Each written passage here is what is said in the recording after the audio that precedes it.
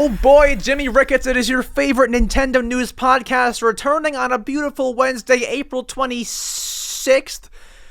How are we doing? Welcome back to the Mario Matter episode number 35. 35. What a milestone. That's what, halfway to 70? Quick math. I learned that in like 4th grade. 35 is a weird number, so twice that is 70. You know, quick math here. Guys, we have a jammed packed Nintendo News Week for you. Over the past 7 days, we have gathered all of the news for you today. Now, here's the whole plot twist in the story. This is the villain story. Here's the plot twist. You are used to me giving you all the news, going through it. No. Guys, today, we have a guest. You know who it is by the title and thumbnail. Could even be why you clicked if you come over from his channel, or even if you're a follower of my channel and know who he is. That could be the whole reason why you're here. And sorry, because the intro is just me. We're bringing him on in about 10 minutes for the reading headline segment, and then every segment after that of Nintendo news. We have 4 segments for you, not including the intro, so we have a lot to unpack here. If you are a Nintendo fan who likes Nintendo news, who likes discussions about what Nintendo will do, you have found the spot. You have found the podcast. There's nowhere else to be. You should be grinning ear to ear. Like it's not even a joke. Like you should be grinning, right? So, I'm going to keep the segments a surprise. I was going to run through what we were going to talk about today. I guess we can run through the headlines and kind of like hook you in to what we will discuss. So we have eShop sales. That's going on. Pokemon Scarlet and Violet. Tears of the Kingdom. Miyamoto saying some stuff. We'll get there. Xenoblade fans, you're in for a treat, especially with our guest. Because, I'm not a big Xenoblade guy. So, Xenoblade fans, you're in for a treat. Nintendo has no games announced for the second half of the year. We'll get to that and answer all your questions in the final segment of the Mario Matter. Guys, I'm excited. You're excited. Whew. But for those who listen to the intros, you guys know I play video games. I hope this is not a shocker. I play games too, right? So, I like to update you guys on, where I am in a certain game I'm playing and how far I am along to beating my backlog. So, I believe last episode I said that I was playing Twilight Princess on the GameCube. I'm still playing. That's kind of a hard game to beat in 1 week unless you play it like a lot. So, I've been playing like an hour a day, excluding yesterday. I'm in the Elden part of the game where I think I'm in a temple. I don't know. I needed some kind of key and there were so many walkways. I believe I'm in some Elden temple. So that's where I'm at right now. I'm about, my log says like 13 hours, but I left it on for like 2. So probably like 11 hours deep into the game. I'm liking it so far. My favorite Zelda game is Skyward Sword. Does it beat Skyward Sword? My answer, obviously I've not played the entire game, and the end of Skyward Sword made it for me. So I can't say for sure yet if I like it better than Skyward. But as of now, I do favor Skyward. Like I like Skyward maybe a bit more than I do like Twilight Princess at this stage in the game. I kind of liked it a bit better. So I'm not done with Twilight Princess, and that is not to say that Twilight Princess is a bad game. It's, of course, I'm playing it, aren't I? So, it's not a bad game. It's more so just like, I don't know, Skyward Sword, I'm not sure if I'll ever like a Zelda game more than Skyward Sword. I could not tell you what that game did to me. I don't know what about it. I don't know what exactly made it. Was it the story? Was it just how everything played out and, like, what you have to do in the game? I don't totally know, but I love Skyward Sword. It probably goes Skyward Sword, Breath of the Wild, and then I'm not even sure what 3 is. I don't know. But we'll talk about some Zelda today. As for the intro, I don't have as much to discuss as I normally do. We're playing Twilight Princess. We have a phenomenal guest. I've never had a guest on the podcast. Maybe we can go there. Never had a guest before, and it's definitely long overdue. Maybe I can walk you through how the guest will work on a news podcast. So normally, if you were to watch a podcast on, I don't know, just a random talk podcast like a Joe Rogan or anything like that, you would know that, people have guests on to interview them. And while we will talk about what he does and that kind of stuff, my main way of, this working with a guest on a news podcast is I'll bring up some news as the host of the podcast. I'll bring up news like, hey, Mario Odyssey got announced for September 2027, and then we'll just openly discuss until we feel that we've covered the topic.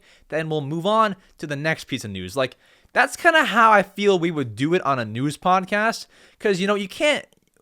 Now, once again, we'll talk about what he does and, cover him for a little while. But when you're covering news, like, I kind of have to say it first, and then we can discuss, get his opinions, get his thoughts, that kind of stuff. But yeah, I kind of want to have a goal, like every other podcast, get a guest on. If not, sometimes twice in a row. Like, I might actually, if this goes well, which I imagine that this podcast goes well. If it doesn't go well, you won't see this on a Wednesday. You'll see it, like, I guess, no Mario Matter this week. So if you're seeing this, it went well. But I want to get somebody on next week, and I know who it is. And yeah, I'll just keep on getting people on and getting people on and getting people on.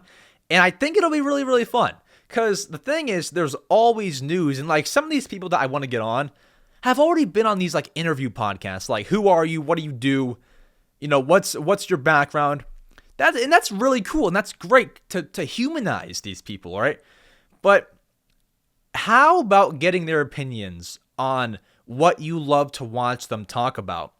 And certain topics, and certain pieces of news that come out, juicy bits of news. How about that? How about them apples, So I figured it would be great to get some guests on, talk to them about news. Like, you'll see your favorite Nintendo YouTuber talk about, great Switch this, great controller. How about some brand new news that just dropped? What do you think, You don't ever get that. So, unless you're watching a news YouTuber, then maybe you would.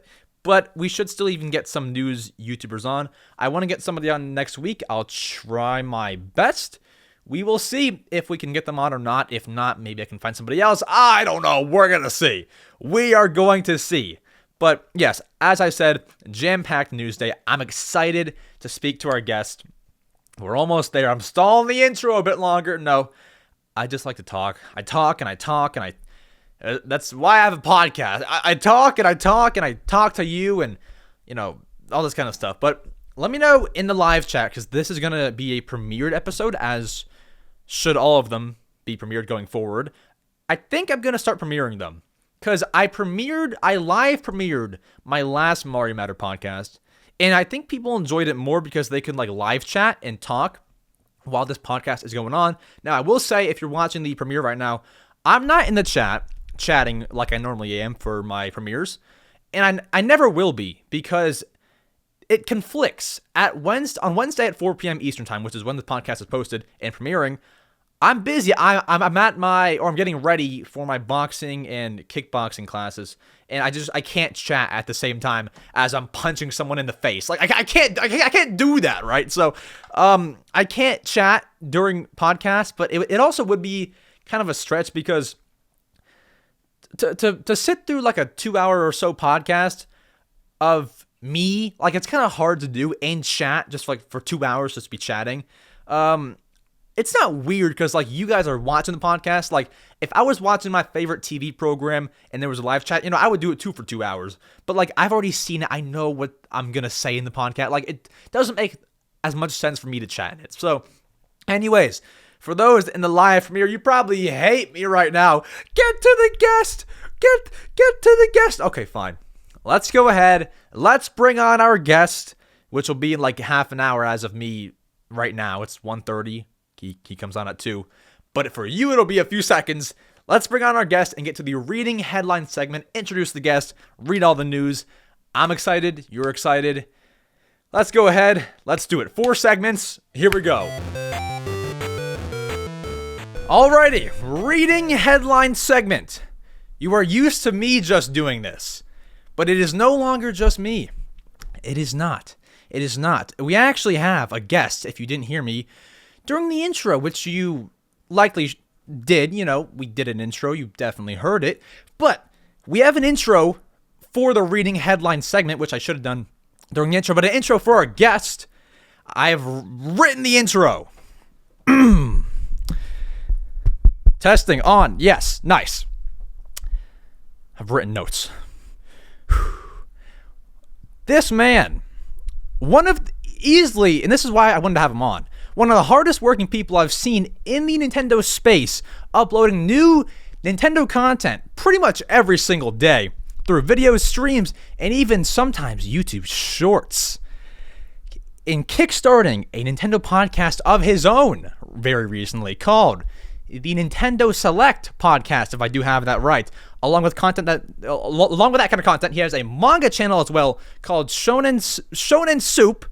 And if Bo really does talk games, we should be in for a pretty good episode. Ladies and gentlemen, it's BoTalksGames. How are you doing? How are we?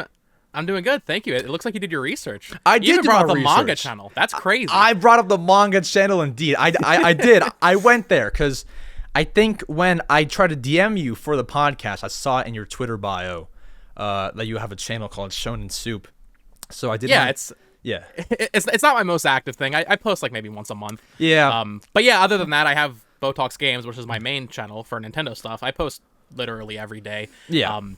No matter what, essentially. Even weekends, you know. And you mentioned shorts. I saw you go crazy with the shorts. Like that's your bread and butter. You know, I almost regret it because it's like, are shorts like the way to go? Like, that probably sounds crazy because everybody who's watching this podcast is probably here from the shorts. It's hard because, like, you know, short form viewers, like they're just kind of swiping and like they're not like your loyal fans always, apart from, you know, maybe who's watching the podcast. I've had thoughts about just going to like long form recently. I don't know. I would love to pick your brain about it, like off podcast sometime, like YouTube for stats sure and stuff like that. But for sure, yeah, shorts are weird because, like, not to get it too deep into it, but man, the analytics, they speak for themselves instantly. Every short, no matter what, it does well. And I mean, yours do crazy. Mine never did, but it doesn't always translate to the regular viewers. It's hard to say because they're still new. I feel like if you can find a way to get them onto your long form content, which I'm trying to do actually. I made a short, not to get to me, but about my newest video and like link the video in like the pinned comment. Right. I've been trying to get them to go to the long form, but I don't know how much longer we'll be making short form content. I don't even know. We'll see. We have a podcast, so that's pretty great. But yeah, I think we can go ahead and jump into the news. We have a jam-packed news week, as I said during the intro. A lot of stuff, and we can go ahead and begin with the Thursday. This was a Thursday, right? April 19th. That is a Thursday. It's a Wednesday, actually. That's incorrect information. But that Wednesday, after I've recorded the last podcast, we had some news drop about our first headline. There is a new Build-A-Bear plush in town. The Pokemon Sobble is the newest Pokemon Build-A-Bear. It was announced last Wednesday. It'll be available in stores and online. It'll be in stores eventually. Online now. It is sold in a bundle online with his clothes and sound effects, all for a grand total of $64, which I thought was pretty pricey. What do you think? Yeah. Is that pricey? Well, I don't know. I feel like Build-A-Bears, like, they're the premium, right? I have a I have the Vaporeon over here. You can't see it. Yeah, I have like the Animal Crossing ones. Yeah. They're nice. pretty. They're premium. They put like a little voice box in them. Yeah. I was surprised. Have they done the other Galar starters? Is Sobble just a random choice? I don't know, actually. I don't recall if they have or not. I know that they have a bunch, but yeah. I mean, Sobble makes a pretty good Build-A-Bear. I like Sobble. He's my favorite. I would say, from that gen, yeah. So that's cool. I forget how the sound effects go, but he does have some snazzy clothes. Or is it he, she? It could be either one, right? We got the button up. Got the nice button up sound effects. I would honestly, if I was a big enough Sobble fan, I'd probably pay $64 too. That is nice. It's so expensive. Yeah, for a plush. that's a Switch game. Right, I like plush, but whenever I find them at Goodwill, that's when I get them. I don't be spending retail. That's too much, man. It's Goodwill, eBay, or anything under $20. Yeah, I mean, literally. even Not 60. official stuff is expensive. Even like at the New York store for Nintendo, some of it's expensive. I mean, geez. But yeah, Sobble's there. Online only stores soon, but there's that. It's cute. It is pretty cute. It's a nice one. All right. Our next headline, because that one is relatively small. We got 4 new Sega Genesis games released on the Switch Online Plus expansion pack for all you members. You have 4 brand new games. You might be more familiar than I am with these, but the 4 games added are Pulse Man, Street Fighter 2 Special Champion Edition, gotta add that in there, Kid Chameleon, and Flicky. Do any of those ring a bell? So I think I've heard of Street Fighter. I think I've heard of that one. Yeah. No, That's the only one. No, I didn't grow up with like a Genesis or anything. But I was talking to my buddy Tucker, who is on my podcast with me. Apparently, Pulse Man was made by Game Freak. Apparently. Was it? Oh wow. Yeah. So that's a cool deep cut. Now I'm interested. Flicky. Kid Chameleon. I don't know. I can grow up with Genesis, so these don't really speak to me. But I'm interested in Pulse Man if that's actually true. Yeah, I haven't grown up with it either. Do you have the expansion pack? I do. Okay, well, I'm on nice. like a family plan with people, so Yeah. Actually, it was funny. People always complain about the price. I actually ended up getting it cheaper because of that. When Yeah, the expansion family pack plan. came out, I was like, "Can I get on your guys' plan?" They were like, "Okay." And now I pay nothing. Perfect. Yeah. But even if like everyone split it, it's like what, like $55 It'd be like- year? What is it? I don't. I think it's $80 a year. for 80 the bucks. Yeah. family plan. So it'd be That's right. $10 a person or something. Yeah, that's like right. That. It's Yeah. crazy. Still very, Obviously, very good. You're probably not gonna find 8 people to do it with. Yeah. Yeah, for sure. I made a short. Sorry, not to get to me, but I thought it was funny. I made a short saying like, if you have 8 people, and then everyone's like, "This guy thinks I have 8 friends," or it was something like that. exactly. No, it's funny. It's funny. No one has that. Yeah. Yeah. So 4 new games, if you are familiar or you want to dive in. The Pulse Man one sounds fun because we know it's made by Game Freak now. That one sounds like fun. Street Fighter, everyone knows that, I would think. Kid Chameleon and Flicky, fun names, but couldn't tell you much about those. I don't think either of us could. But yeah. Yeah, Street Fighter is interesting because I don't think there's any Street Fighter games on the SNES online, but also they've already done all those collections, so it's like, if you want to play Street Fighter 2, you probably already had a way to play it on Switch. But Yeah. I don't know. It's nice to include it. Also, Yeah. I did Google it. Pulse Man was developed by Game Freak. Composer was Junichi Masuda, Kensuke Mori, Satoshi Tajiri. Yeah, the full squad was on Pulse Man. So Okay, I'll definitely nice. check that out. Perfect. That's cool. Perfect. So go and get your Sega Genesis games. Those are out there. And play those. And then next we have a lengthy one that I will read really, really quick. We have a Nintendo eShop indie sale.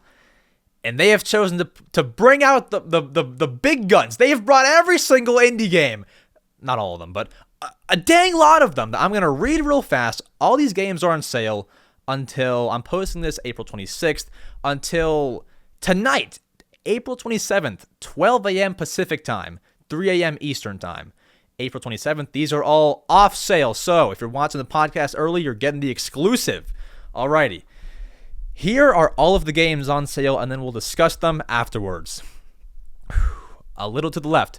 Azure Striker Gunvolt 3, Beacon Pines, Bear and Breakfast, Celeste, Citizen Sleeper, Cozy Grove, plus New Neighbors Bundle, Cuphead, plus the delicious Last Course, Dead Cells Medley of Pain Bundle, Ghost Song, God of Protectors, Cart of Darkness, Ultimate Deluxe Edition, Grapple Dog, Hades, Hollow Knight, Melatonin, Neon White, One Shot, World Machine Edition, Ooblets, Record of Lodos, War, Deedlit, in Wonder Labyrinth, Rogue Legacy 2, Sail Forth, Salmon Max, Save the World, that's me, plus Beyond Time and Space, Shovel Knight, Pocket Dungeon, Signalist, Slay the Spire, Spelunky 2, Spiritfarer, Steel Assault, Teenage Mutant Ninja Turtles, Shredder's Revenge, Temtem Deluxe Edition, Unsighted Untitled Goose Game, Windjammers 2, and Wobble Dogs. I'm not even sure if I pronounced all those correctly, but I think I have.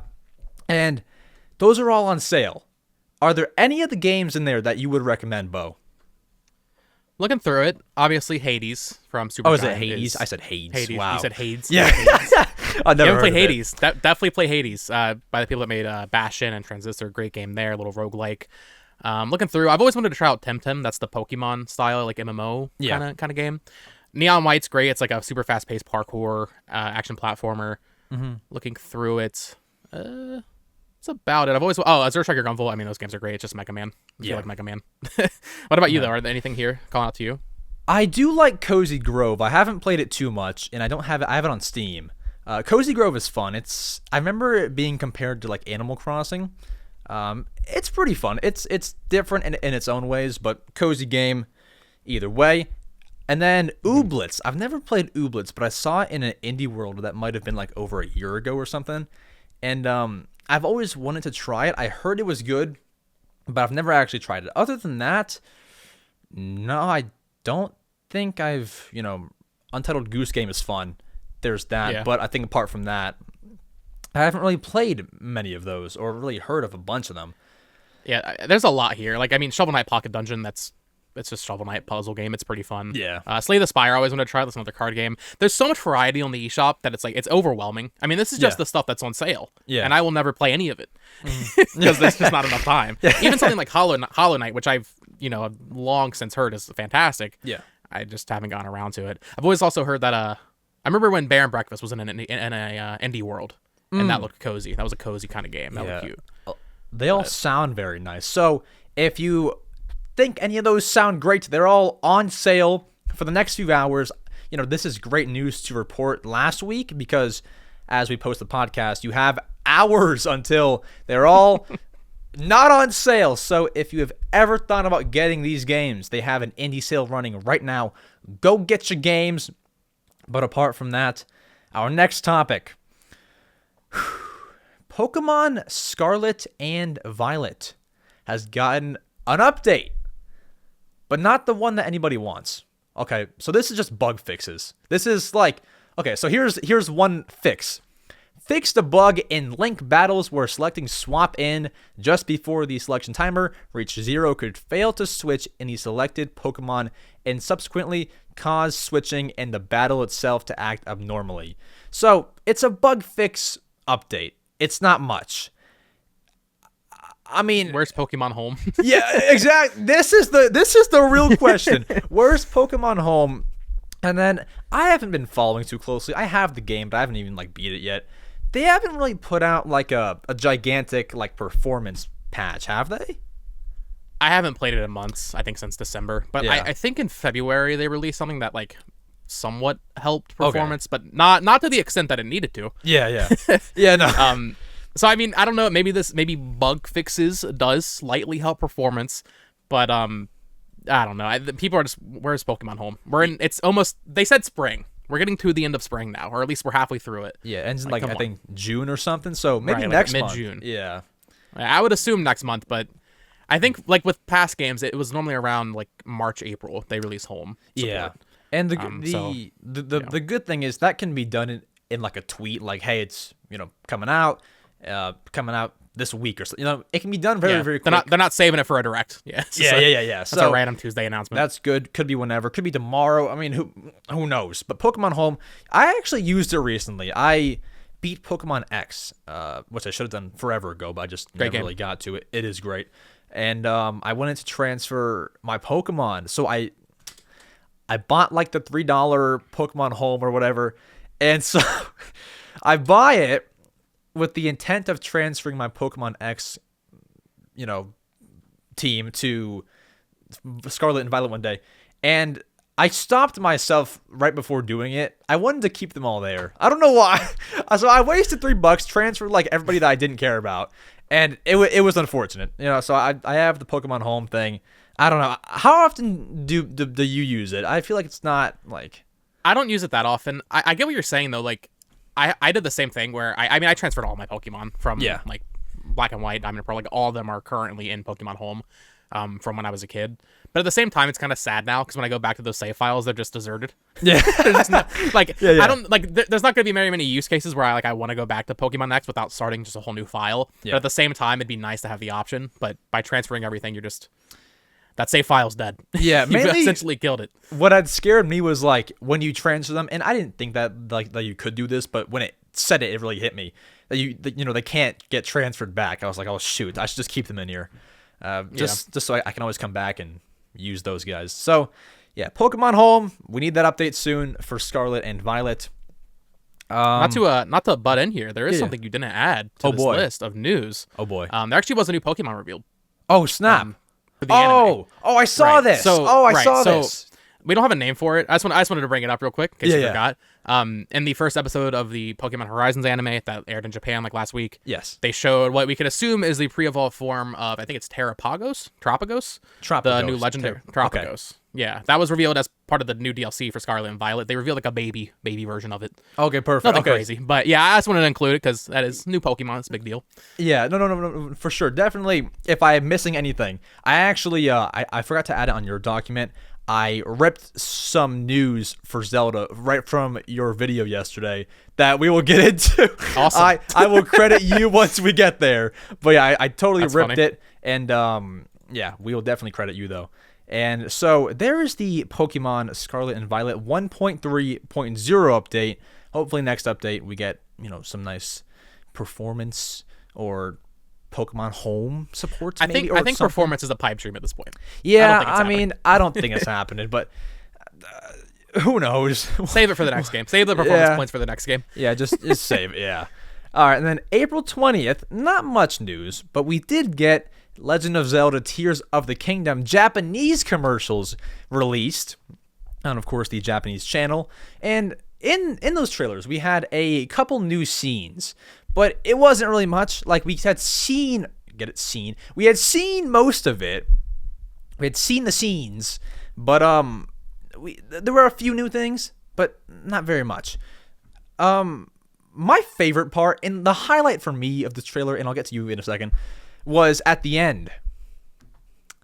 It's a Japanese channel, Japanese man narrating. At the end, you just hear Tears of the Kingdom. It was funny. I laughed when I heard it. Have you seen them, and did you notice anything different in the trailers?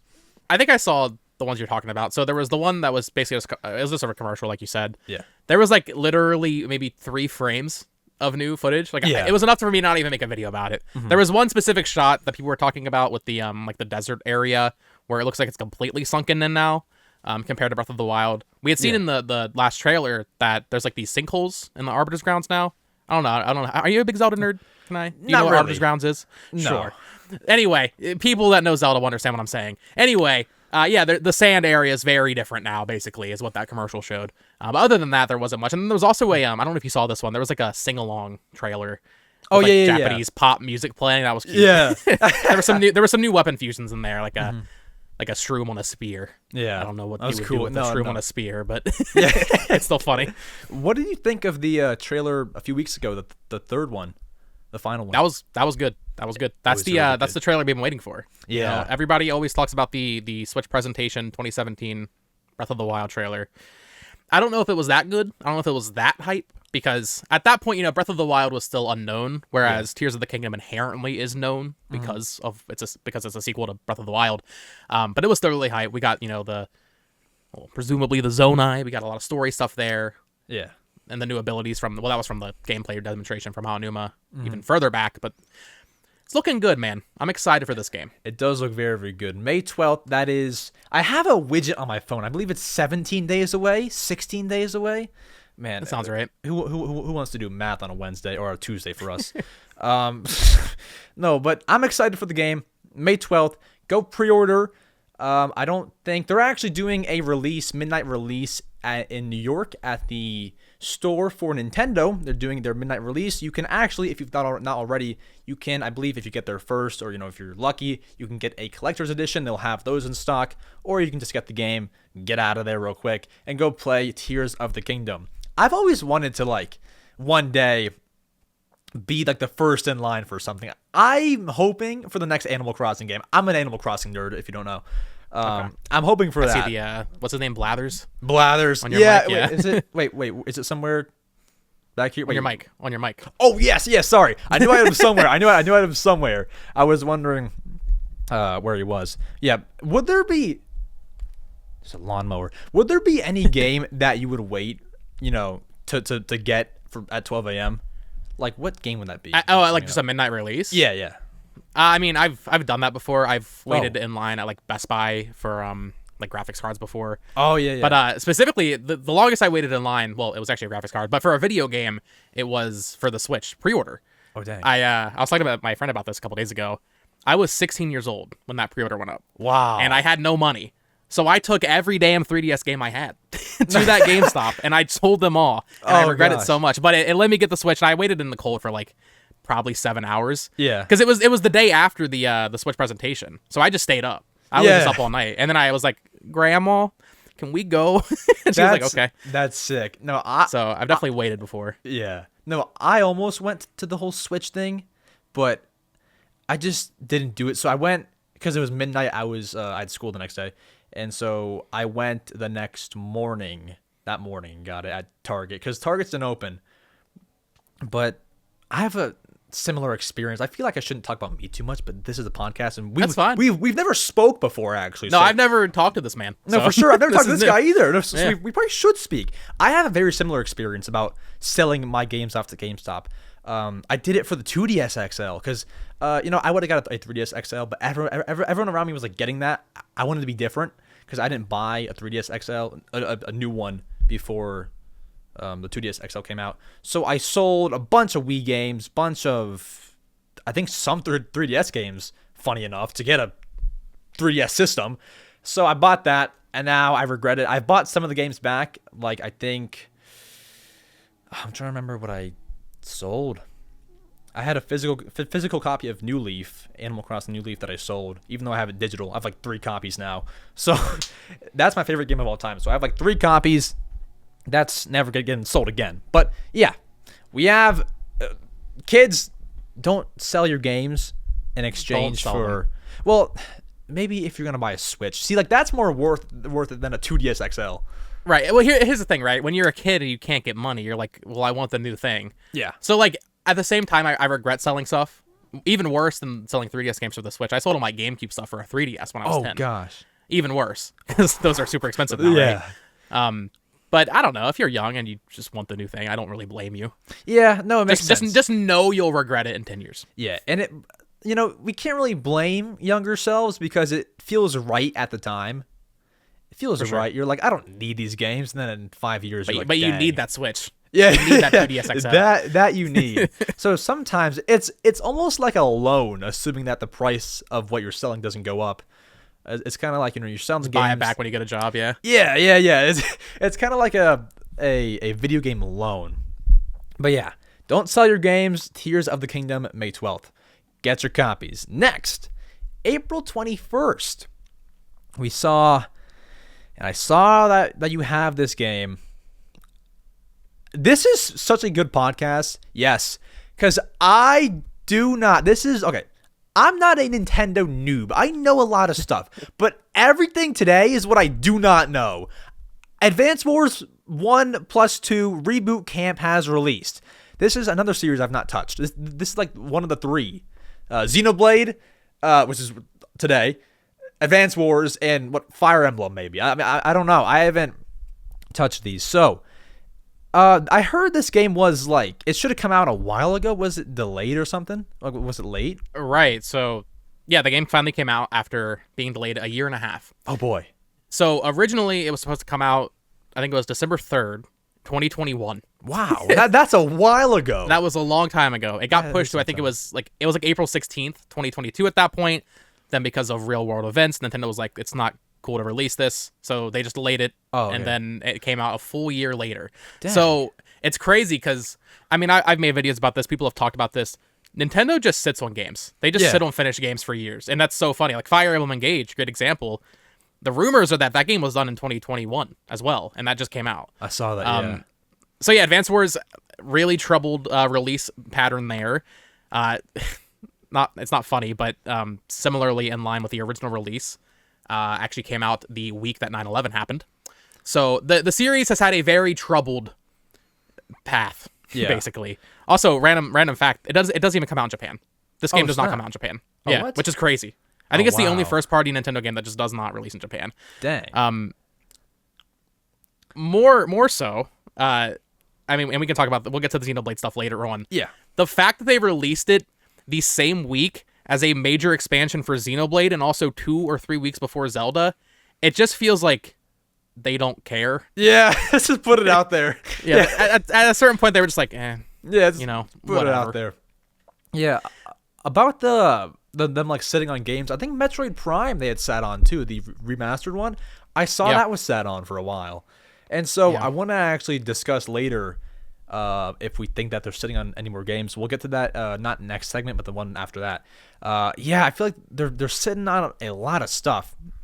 So this game, have you played it yet? And what do you think? This is my first Advanced Wars game. I've never played one before, but I like Fire Emblem a lot. Yeah. That's really the only tactics game I've ever played. Advanced Wars, I don't know. It's fine. I think with Fire Emblem, I like getting into like the waifus and the story and all that and the characters and all that. That's what I enjoy about Fire Emblem. The strategy gameplay is great too, but it's not the main reason I'm there, I guess. With Advanced Wars, it's basically just tactics gameplay. You're not commanding specific units. You're not commanding a character named Andy. Andy is the main character of Advanced Wars, but he's not on the field, Yeah. You're commanding generic troops. So for me, it loses a lot of that. It's also pretty simple in comparison. With Fire Emblem, the maps get really big and like scrolling and all that. With Advanced Wars, it's literally just one screen. At least from what I've played so far, of like an hour and a half, 2 hours. So it's fine so far, but compared to Fire Emblem, my baby, it's meh. Yeah. I might have to jump into it. I've never actually played a strategy game. I don't think ever. Which this sounds terrible. You've just met me. Haven't played Advanced Wars. Haven't played Xenoblade. I don't think you're a Nintendo fan. I don't think I am either. No, everything but that I can tell you about. But this was just such a good podcast for you to come on, because if it was just me, I'd be like, Advanced Wars released. Haven't played it, but it's out there, so go and get your copy. Like, I wouldn't know any of this. So thank you for educating the audience and me, of course, on what the heck this game is. Is it full price? Is it $60? It is $60, and I think that's another interesting topic, because I don't know if it should be. Game pricing. I mean, that's a whole nother thing. Whereas Tears of the Kingdom, I think that being $70 is fine, honestly. Switch Sports is like $40. I think that's great for that game. Yeah. Advanced Wars $60. I don't know. It is both games from the GBA, to be fair. Okay. But I don't know if it should be $60. Wait, so this is I didn't even know this. I mean, I should have known, because the title 1+2 Reboot. It's a port, both. It's a remake. It's a remake. Right. Yeah, I don't know. That should not be $60 from the Game Boy Advance games. I think 50 would be fine. Like, think about it. Like that WarioWare game, that was 50, and that was a new game. Yeah. I don't know. It just feels like they really didn't care if it did well. That At $60, I don't think many people are gonna buy it. Yeah, that feels like 40 to me, honestly. Like, if Metroid Prime... I would say it feels like 40, but it's like a Nintendo 40, so which means it's 50. Yeah. It's inflated. Yeah, that's a little pricey. I feel like, but obviously I've never played it, but... To your point, though, Metroid Prime, $40. What's going on? Yeah, and it doesn't feel like it's in scale. This is $20 more. I don't know. GameCube remasters, I feel like should be 40. If we get that Paper Mario 1,000-Year Door one that I saw the rumor for, that should be 40. That should not be more than $40. But yeah, Advanced Wars out there. I'm gonna maybe get it at some point. I should get into it. If it goes on sale, maybe. Yeah. Yeah. Maybe if it goes on Black Friday, $30. Who knows? It definitely will. I feel like this game. Yeah, I'm a pretty big collector. This is a game I feel like will just go up eventually. Like it's gonna plummet for a little bit because no one buys it, like the initial stock, and then it'll just go up in 5 years. Yeah. I think it seems like one of the games that would do that. All right, Advanced Wars out there, go get your copies. Next, a bit of a small topic, but one that I thought was kind of interesting. So, 3DS systems, they have a battery called the lithium-ion battery. You might have heard of these things before. They're ancient products. And so this is what they all run on. This is a battery that will actually kind of decrease in strength over time. It'll hold less and less charge over time. So to combat this, they have released replacement batteries for the systems. Now, we got a 3DS battery and I believe a 2DS battery. They're different, or it's 3DS and 2DS, and then 3DS XL and new 3DS. Anyways, the batteries are out there.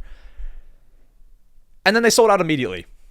They're gone. They're gone. And so I don't know if these are being scalped, if they were extremely limited. I don't know what the heck.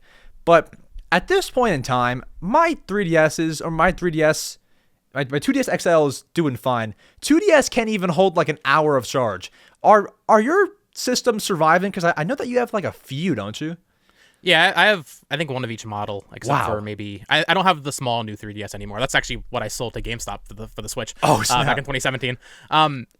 I haven't had too many issues except for one, which was my new 3DS XL, which was basically my main new 3DS at that point. I got it in 2016 with Sun and Moon. It's a Sun and Moon like black special edition. Yeah. I didn't play my 3DS for like 4 years after the Switch came out, and then when I got it out of storage, the battery had like expanded, so I had to replace it. Oh boy. It was like the back plate of the 3DS was like warping because the battery was just getting fat. I don't know anything about batteries. I was just like, okay, so I took it out and I bought like a generic one on Amazon or something, which I know you're not supposed to do. I've heard that's not good, but well, like you said, I mean, apparently these are being scalped or something. I would from think the so. Nintendo website. Yeah, and that's what I saw. Although when I went on eBay, I couldn't find anything. Like I found the actual batteries, but they were, I think, lightly used, and they cost the exact same amount, $15. So I guess you could do that. Does your Amazon battery work fine?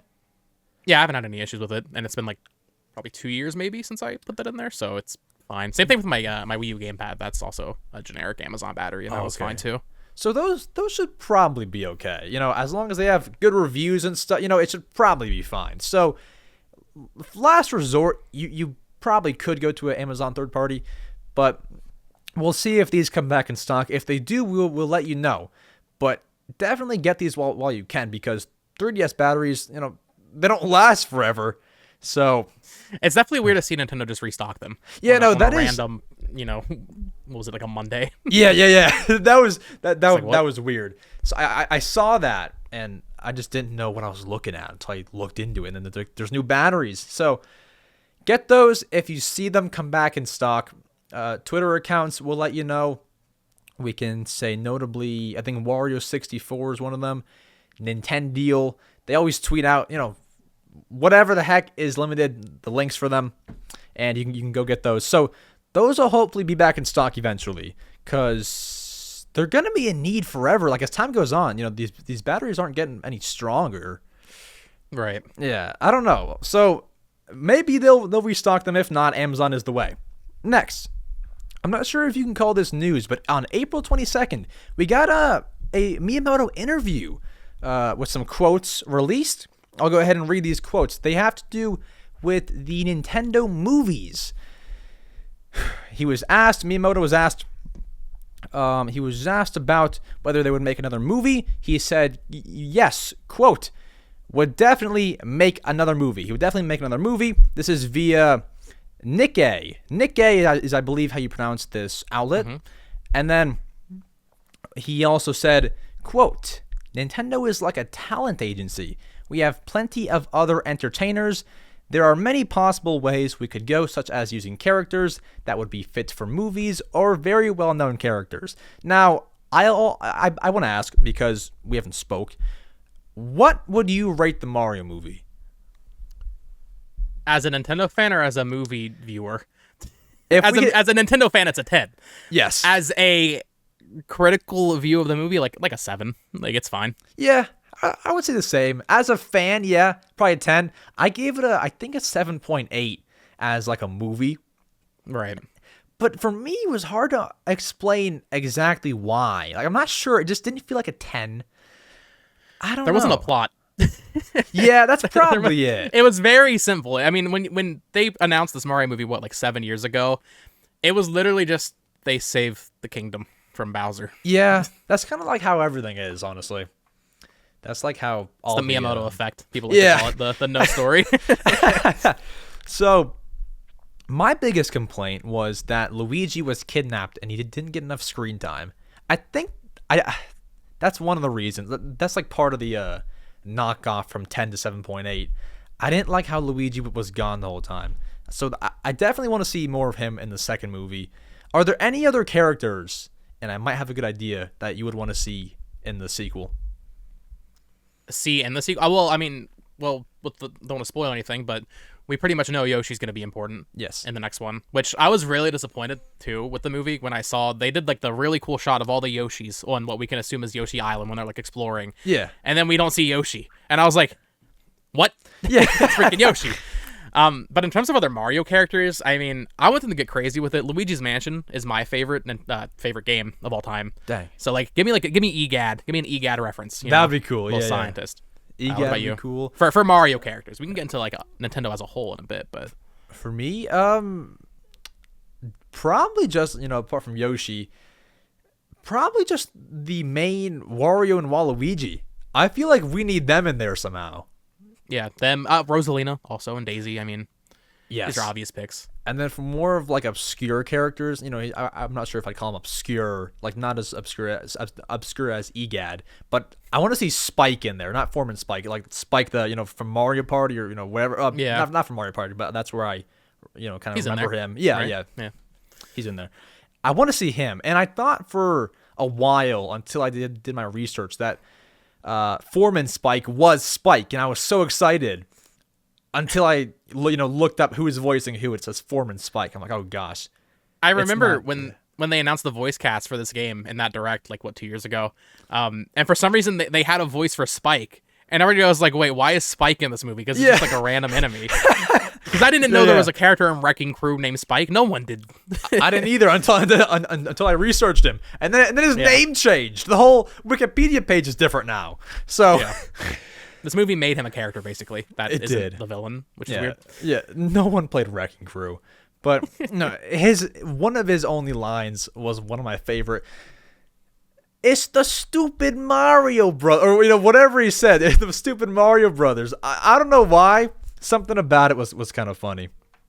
It was like right in the beginning, I think, when they were in the Punch Out Pizzeria or something like that. Yeah, he said, "Yeah, no, that was funny." I would like to see Foreman Spike return, but I also would like Spike himself, the little green ninja. All right, Give him a next, yeah, next April 23rd. A bit of boring news, but don't click off because might it be important? Not really. I don't know if you're transferring data in the crack of midnight, late hours. All right, so there's Switch maintenance going on. It already went on, so you won't notice it. But if you don't know, if you ever had any issues transferring your user data and using the Save Data Cloud, could be fixed up, all clean and refreshed now, as there was maintenance Monday, April 24th at 2 a.m. Eastern Time to 4 a.m. Eastern Time. They did maintenance on those two services, and that would also be Sunday, April 23rd at 11 p.m. Pacific Time to Monday, April 24th, 1 a.m. Wait, do I have this wrong? Sunday, April 23rd. it's in the past now. It's in the past. Maintenance is done. Shoot, I might have messed up the dang notes. I think that's Pacific Time is when. Yes, sorry, no, I have it right. Pacific Time, 11 p.m. to 1 a.m. from Sunday to Monday. There was maintenance done, and so you won't notice anything. But, if somebody, that's 4 a.m. Eastern Time, if somebody in the UK, that would be 7 a.m. to 9 a.m. If, like, little Jimmy got a Switch OLED for his birthday and was trying to transfer his data, good luck. I mean, maintenance hits hard on a kid's birthday. I mean, you have to think, like, somebody was definitely trying to transfer their data during this time. Just randomly, yeah. Yeah, like this killed some kid's dream. He had to wait until 9 a.m. to transfer his data. That sucks. I remember this was years ago, but like, I mean, every Christmas it's like this. Like the services just go down. Oh yeah, people are overloading it's done. Yeah, every Christmas is ruined. Yeah, it's done. Like, you get a Switch, you don't get any games, and then you're like, hey, I can download some. Good luck. It's closed. Yeah. So yeah, that. Good times kill kids' dreams. I think that's the moral of the maintenance news. But that happened. It's in the past, so you might not care too much. But yeah, go ahead, transfer your data now, little Jimmy. It should be open. All right, next.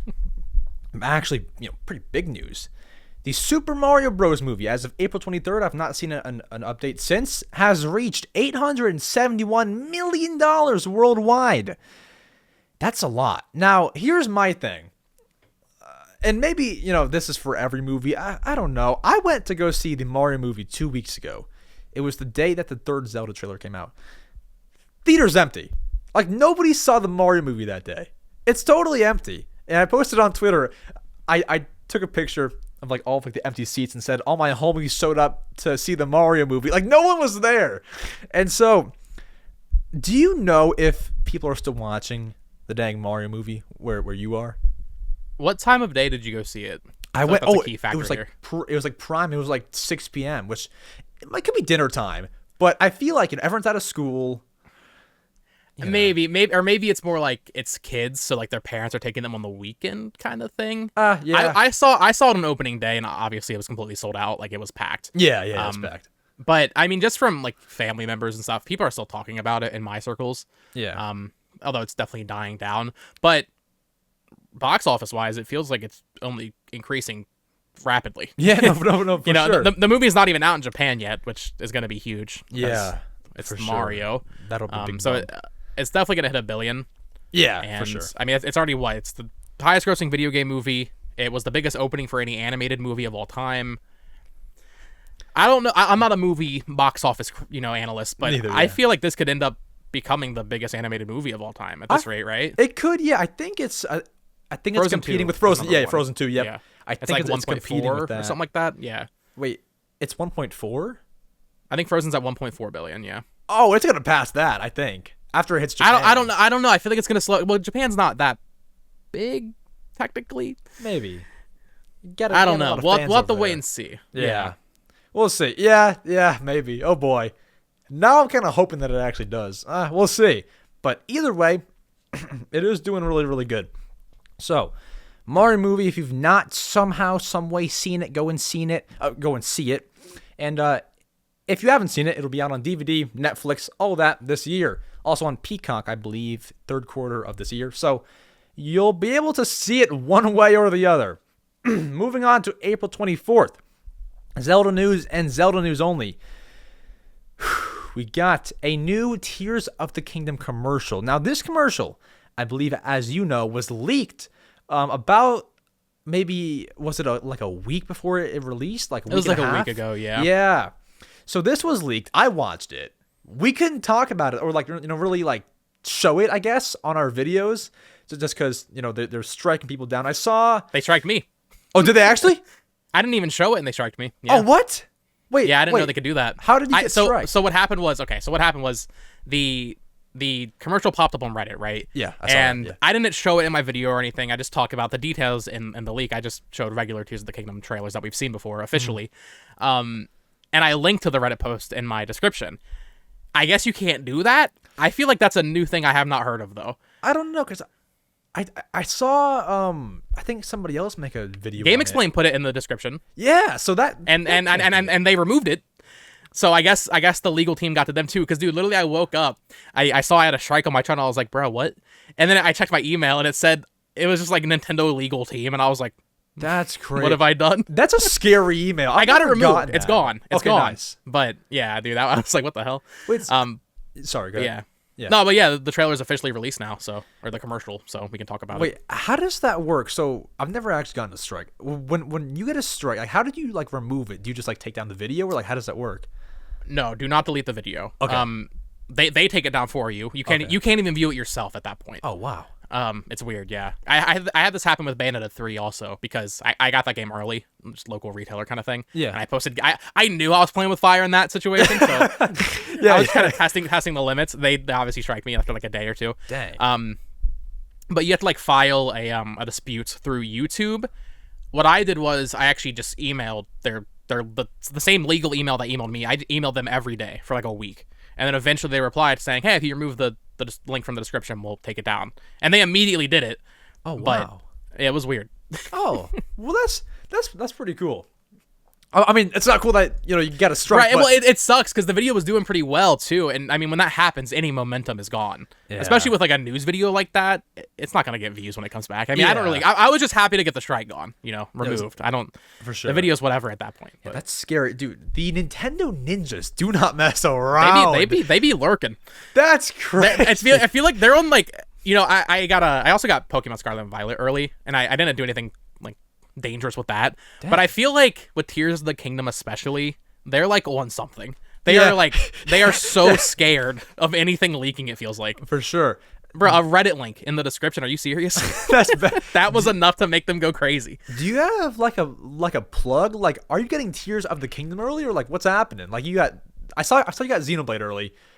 You got, and then it sounds like it's not consistent. It's not a consistent thing. Bayonetta and Pokemon. Okay. Yeah, I'm hoping I get it early. That'd be sick. But it's random. Yeah, it's just like I didn't get Fire Emblem or Advance Wars or that Bayonetta game early or Metroid. It's just cool luck stuff. of the draw, really. And then this next piece of news. Oh, and by the way, that trailer showed off a bunch of. It's kind of like one of those like just TV commercials, with people in it playing the game, father and son, friend groups. We saw gameplay that showed off the abilities, and then we also saw it showed off the Flame Gleeok, which is going to be, I assume, one of the bosses. Yeah, like an overworld boss, like the Lynels. So there'll be like probably people are assuming there'll be like an Ice Gleeok and a Thunder, Gleeok or something like that. So that would make sense. Yeah, it looks sick in the trailer. It's on the bridge. Yeah, it does look quite nice. It looks nice. And do you ever see those commercials like actually pop up on TV? No. I don't either. Like, where are those on? To be fair, I don't have cable television or anything anymore. I just okay. Well, I watch YouTube and like Netflix and stuff, but yeah, I don't know who's seeing these ads in person. Like, are these on like ESPN or like Disney Channel or like Nick Jr.? It's like, where are these going? Maybe I when speaking of the Mario movie, I got there like 20 minutes before previews even started because that's when we get there. Yeah. And sit down and get popcorn and everything. They were showing ads like this, like before the trailer started. So I guess in theaters they also do that. Yeah. Same thing with the PlayStation ads, like the live from PS5 or whatever with like Spider-Man swinging around. They show those in theaters. Yeah. So I don't know. I feel like ads are just like a dying breed. Yeah. For a lot of people. It's probably kind of like a bit of everywhere. Like I'm not sure if you have actually. Bo, I shouldn't know this much about you. I've just like watched some of your videos, and so I just know this. You said that you have a YouTube Premium, so I don't know if they have. Why do I know this? Like, why do you know this fact about me? I did my stuff research. I don't even know about me. I did a research. I think it was in like your recent video. That's how I know this. I should. I look like a stalker. So I'm not sure if they show them on YouTube ads because I have Premium too. I don't know. It's probably on YouTube ads too. I would imagine they're YouTube ads. Yeah. Yeah. So, but if you don't have YouTube Premium, you're doing something wrong. Yeah. I mean, it's expensive. It is a bit expensive. It's kind of expensive, but dang, is it nice. All right. So this next piece of news, I'm ripping from your video that I was doing. I mean, I'm not like researching. Like, okay, so. He says hello. No, but I was kind of getting a feel for your content. You transcript it? Yeah. I was getting a feel for your content. I've seen a lot of it before. But I was listening, and you brought up how there was this Reddit post about how Tears of the Kingdom previews were going to be coming out the day this podcast releases at 3 p.m. CET, which transfers to 6 a.m. Pacific, 9 a.m. Eastern. So you know more about this, than I do. The Reddit post was deleted. What is this? Is this like press reviews? Like, what is this kind of? Right. So the Reddit post was saying that journalists in Europe got flown out to Frankfurt, Germany, right, to play Tears of the Kingdom and preview it. And those previews would be going live, right, like you said, today when the podcast is going live at 6 a.m. Pacific time. That post got deleted. However, Tom Henderson from Inside Gaming on Twitter, and that's a website as well, said, can confirm that's real. Now, if you don't know who Tom Henderson is, that's fine, but just trust. This dude never misses. It's weird. I don't know where he came from. I swear, he knows everything about PlayStation, Ubisoft, Xbox, Nintendo. Like, if he says something, it's true. So we'll have to wait and see. I guess by the time you're listening to this podcast, you'll know. Yes. But very likely there are going to be previews. I was wondering, this could be varying things. Maybe they got to play 30 minutes of it. Maybe they got to play an hour of it. Maybe they won't be able to release new footage of it, but they can talk about their experience with it. It depends on how secret, Nintendo wants to be with it. But we'll probably have some new information about Tears of the Kingdom when this podcast goes live. Yeah, hopefully. I'm kind of excited because those videos are kind of like those videos that get you excited to play the game. You can hear all about it, or as much as the ninjas over at Nintendo wants you to say, we can hear some. But right. yeah. Well, it's crazy with this game. I mean, normally with a Nintendo game, press get to play it weeks or months, sometimes a year in advance. Yeah. No one's played Tears of the Kingdom. No one. Yeah. You know, with Breath of the Wild, people played it at E3 that year, the year before. So with this game, literally no one has any context for what these new abilities actually feel like and all that. So it'll be exciting if this is true. It should be fun, see what people think. Yeah. I can't wait until like ratings come out, because I feel like that's kind of how you know, like, if it's great or not. It's gonna be 10s, bro. If Breath of the Wild is 10s, it's gonna be 11s. Hopefully. All right. So yeah, credit to you for that one. I ripped that off of your video that I was listening to, and that is actually all of the news for now. We have some segments, but that is all the, I guess, mini bits of Nintendo news. And yeah, this next segment, I'm going to need some assistance, because we have a lot of news on a game that you are familiar with. There it is right there. And so we're going to get to that. And that is it for the reading headline segment. We'll see you over on segment number 2. Xenoblade Chronicles has been getting the news. You got amiibos, you got DLC. I'll shut up. We should probably get to it. Xenoblade Chronicles 3, the game as you know it, has gotten a lot of news recently. And Bo is here to explain to a Xenoblade noob. I'm kidding. You don't have to explain everything about it. But Xenoblade Chronicles 3 has gotten a lot of news in the past week, with DLC to amiibo to even more amiibo. It's fun stuff. Now, let's begin with the DLC, which was announced, I believe this was April 18th. It was the Tuesday, right? April 18th is the Tuesday. So it was announced then. We got Xenoblade Chronicles, the DLC. This is in chapters, right? It's in chapters? Or do I have that wrong? Mean? Sorry. I saw when I Googled it, it said, like, was it like chapter... Is the DLC in like multiple parts? I could be wrong. Okay, so the way Xenoblade, like the main games are structured is, okay, it's chapter based. So I think Xenoblade 3 was 7 chapters, and those chapters are like 5 hours each, something like that. It depends on how much side stuff you do. Future Redeemed, which is the DLC for Xenoblade 3, this standalone kind of expansion, is going to have chapters, which maybe that's what you saw. Yeah, that indicates it's going to be really big, because the last DLC, Torna, which was Xenoblade 2's DLC, so big it got its own physical release, standalone, even that didn't have chapters. Dang. So people are taking that to mean Future Redeemed, this new DLC for Xenoblade 3, is going to be very big. And okay. Yeah, not to take it over from you, but this announcement... Please do. Please, I know nothing. Please. This announcement, like, okay, we knew it was coming. They showed a teaser of it in the February Direct, but I don't think anybody expected it to be this soon. And I kind of touched on this when we were talking about Advance Wars. When you're listening to this podcast, the DLC will be out. I'm playing it tonight. I am so excited. Dang. If you don't know anything about Xenoblade, which you don't, Max. I don't. This is... Maybe you don't know anything about Marvel, so this comparison won't mean anything. If Xenoblade Chronicles 3 was Infinity War, this DLC is Endgame. That's how big of a deal this is. That's big.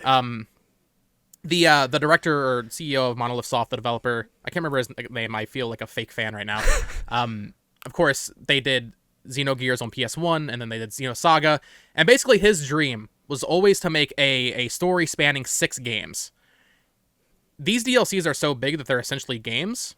This is the 6th game. If you're counting the DLC, this is the 6th Xenoblade game. Dang. Because we had Xenoblade 1, then with the Definitive Edition, they released like a new story part with that. Yeah. Xenoblade 2, which had Torna, then now Xenoblade 3, and then Future Redeemed.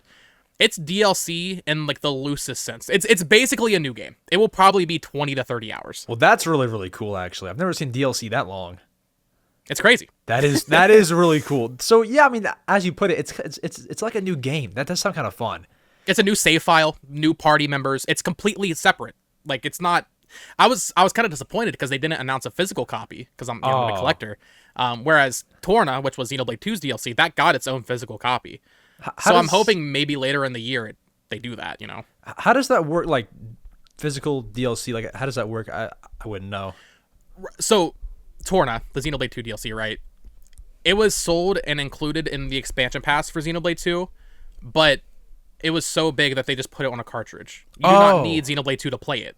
Oh, that's really cool. It's literally a separate save file. So, like, in the case of Future Redeemed, right, the new one for Xenoblade 3, they're bringing back Shulk from Xenoblade 1 and Rex from Xenoblade 2, the main characters, and what seem to be their children as party members. So, many years have passed, all that. You're not using your save file from Xenoblade 3. It's going to have its own title screen. It's going to have its own, save file system and party members and its own areas and map and monsters and all that. They're going to be reusing a lot of assets and all that, of course, but For all intents and purposes, it's just a new video game. It's a new sequel to Xenoblade 3, which I cannot be more excited for.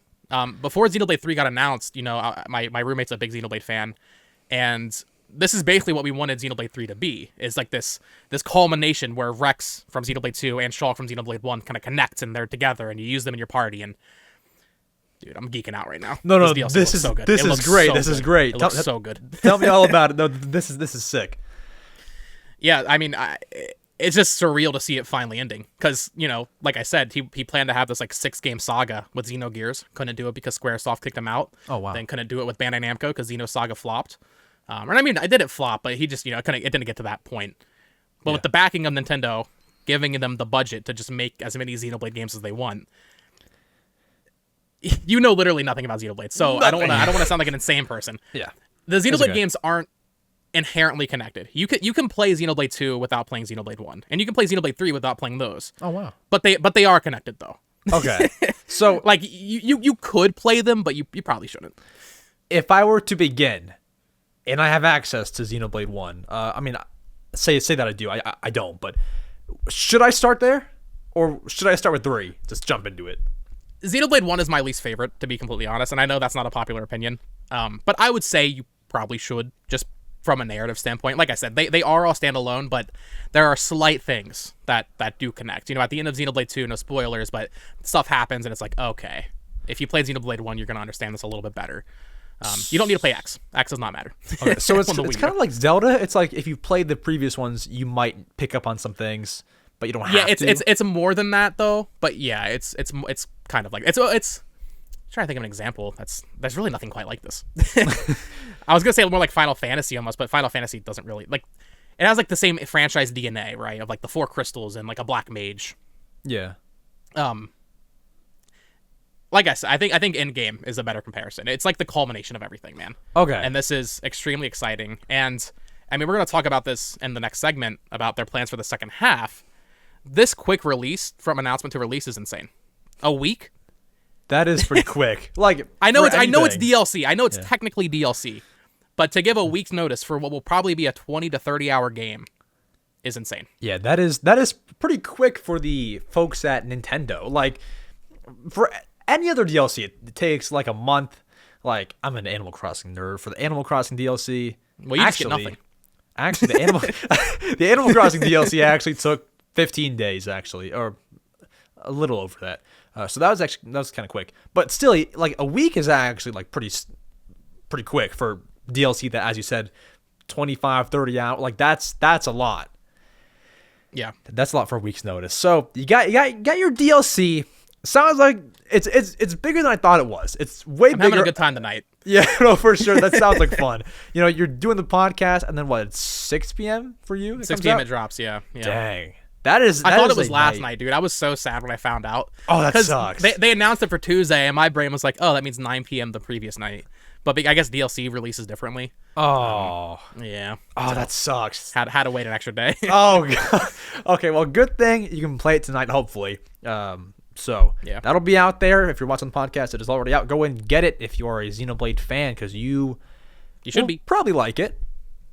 If you're a Xenoblade fan, this is what you've been waiting for. Yeah. Okay, sick. Let's put it that way. And then along with that, we knew about these two amiibos that are coming out. We have the Pyra and the Mithra Smash Bros. Amiibo that are releasing on Friday, July 21st. The release date was announced, I believe, along with the announcement, if not a little bit before that or after that. Same time, yeah. Yep, same time. Same press release. Yeah. And then we knew about those amiibos. They were coming eventually. We also got new amiibos announced that we do not have details on yet, but we have a Noah and a Mio amiibo. I'm going to act like I know who those characters are. Noah and Mio. Is that like what? Let me ask this. Can you use amiibos with Xenoblade, and if so, what can you even do? I don't know. I don't think you can. Yeah, I don't know. I'm actually not sure. I don't think I've ever scanned an amiibo in Xenoblade Chronicles 3. Maybe in 2. Can it use amiibo like 3? I don't know, actually. I kind of hold on. No. Yeah, no, I'm very curious because that's interesting because that's something I haven't even thought about. With Pyra and Mithra, those are the Smash series, so that they don't need to be connected. Yeah. But with Noah and Mio, those are the main characters of Xenoblade 3. you would assume they'd have some sort of connectivity with the game. But yeah, no, I don't. I mean, I can maybe see a scenario where if you scan like a Mario amiibo in Xenoblade, you get some like items or currency or something.